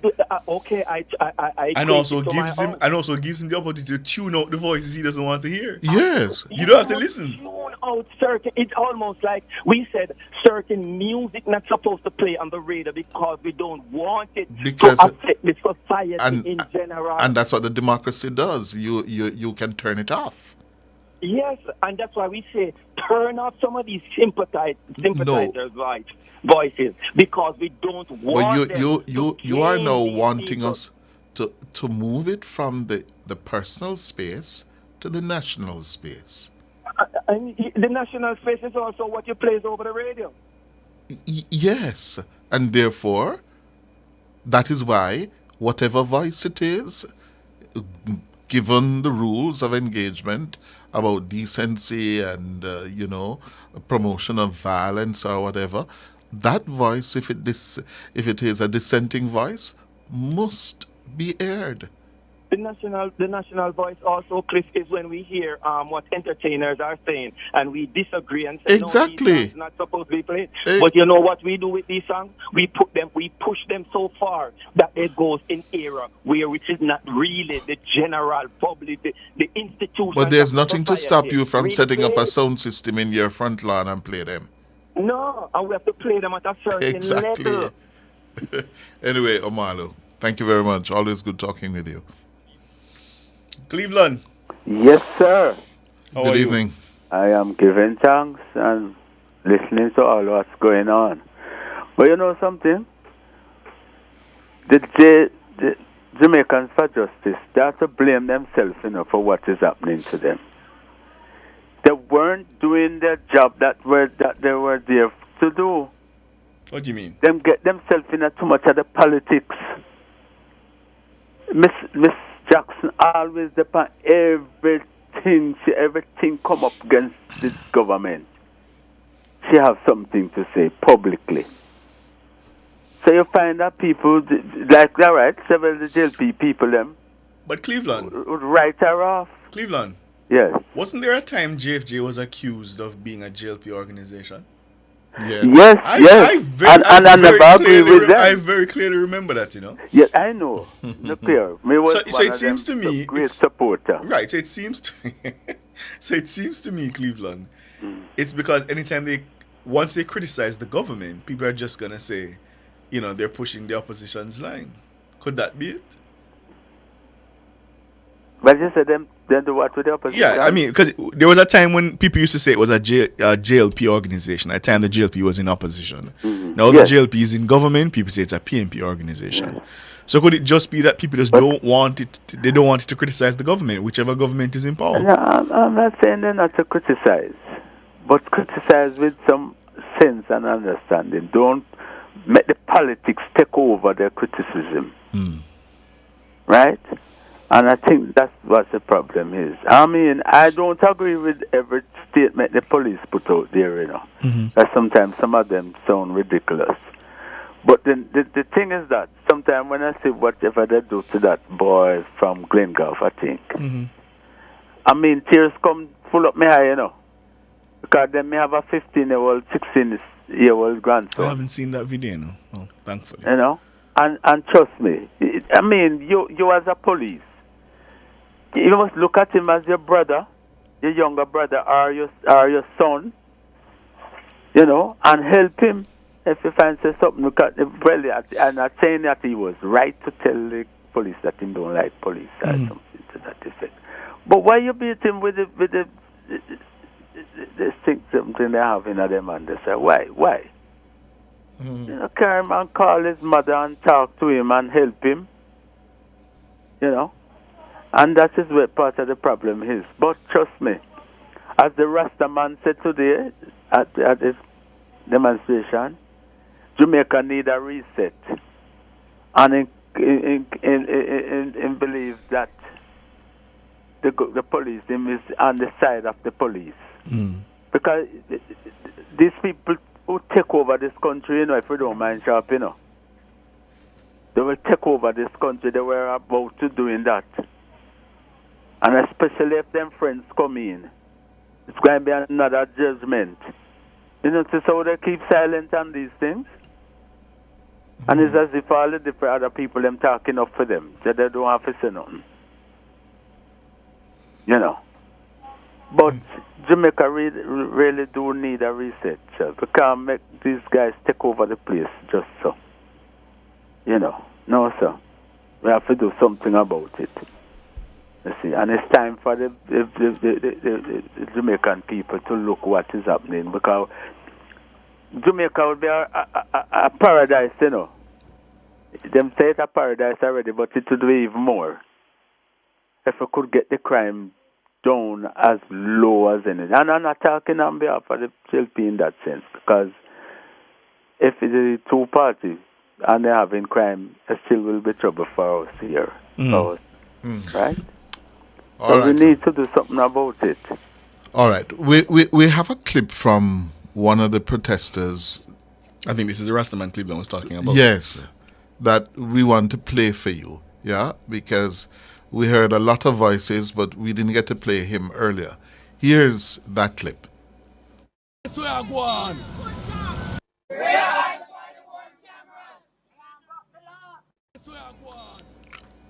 Oh, let's go. So when you make the man them do them work, too much crime. I take over here, some people are going like say, and them are the lie, you know. See the liar! And they must take it by truth. Take on by truth. High and low place.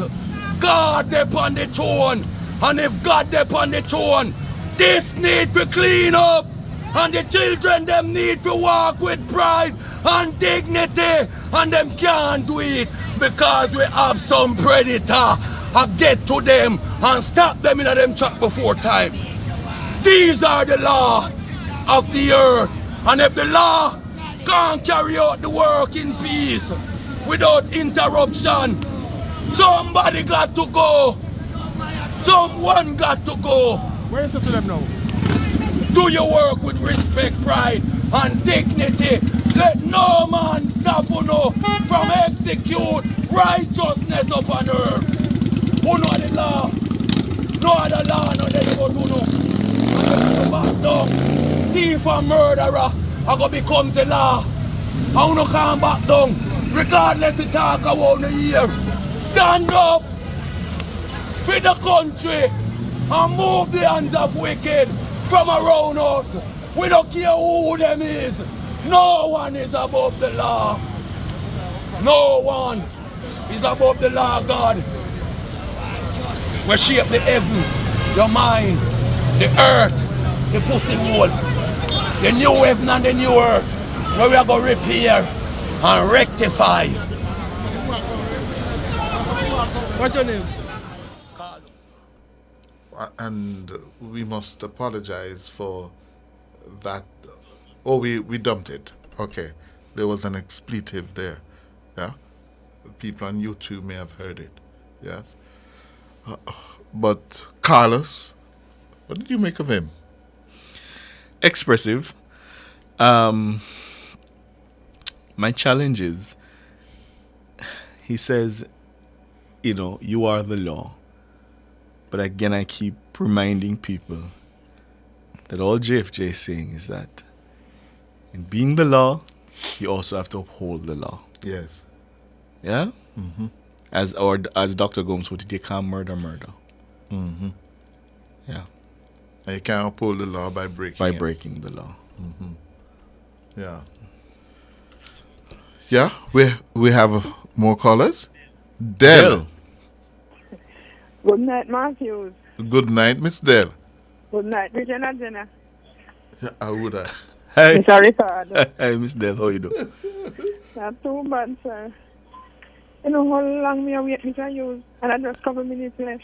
Come on, go on, talk now. Mr. Hughes. Yes, ma'am. How you do? You go ready and not even tell me say you're going.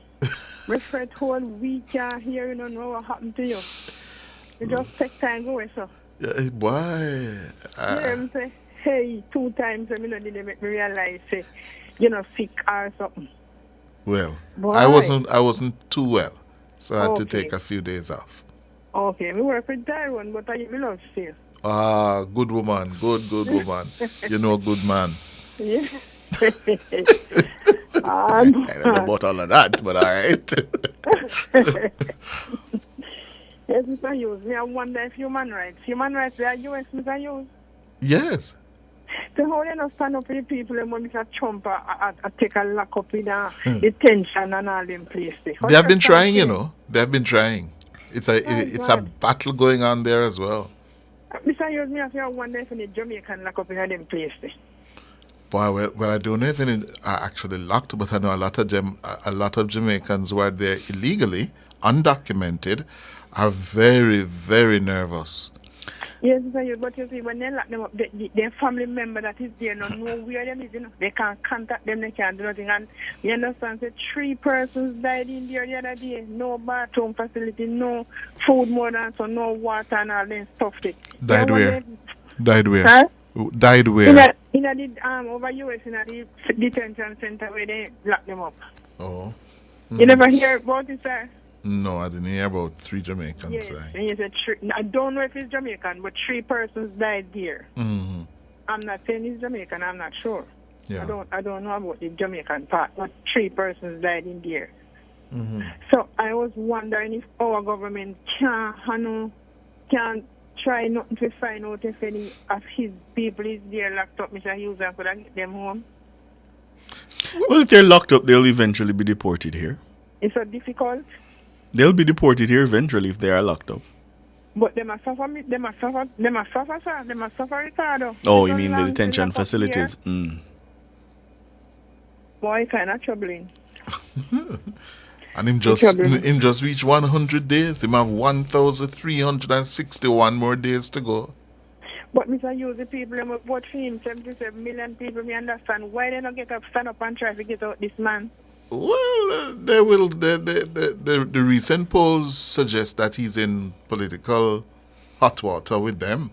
Yeah, and the people of America will have a chance come next November, not November coming, next year November, in the midterms. Next year November. Yes, November 2026. 2026. Right. To pronounce. That time half a get up in a coca, man, Mr. Hughes. That time half get fair and get up in a coca, man. No, what would that mean, Mr. God bad. Yes, God. Yes, get to like get up in a coca, man. Yes. I've never heard that one. I've never heard it too. That time things gone bad, Mr. Hughes. You get out of hand this, so now. Mm-hmm. Yeah. But they'll not worry too much. It's America. They know to take care of themselves. They're going to... Huh? I have a whole heap of family over there, you know. Me too. My God. Yes. But then they put themselves in it and then vote for him. Yeah. Yeah. Any of them vote for him. Whole heap of them vote for him. Whole heap of them. Mm-hmm. Yes. And yes, Mr. Hughes. And if you believe in democracy, he won and he told them what he was going to do. Yes. But sometimes it look like Mr. Hughes, they never really understand. They never take him serious, but him not serious. Yeah? Right. Trump, no, sir. Him just had to run up his mouth. Okay. They know. All right, Dale. We're out of time. Yes. That's it. Yes, sir. Take care of yourself. You too. All right. I'll skate to and I get up in a coca, man. Ask grandma. That's what's happening in America. I'll skate to and I get up in a coca, man. A gallop. It's worrying though. It's worrying, especially the disregard for due process. Mm-hmm. Yeah. There's a story I saw on CNN this evening about a reporting by CNN.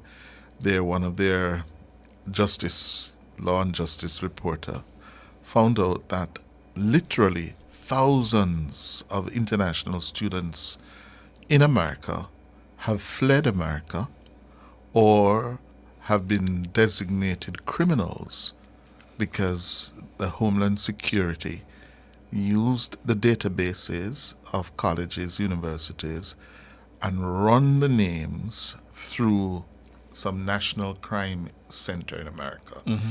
And if you had a speeding ticket or whatever, they just simply say you're a criminal. And revoke and your then visa. Send you a notice and tell you that you have been designated a criminal and we're coming for you. So people fled. Yeah. Mm-hmm.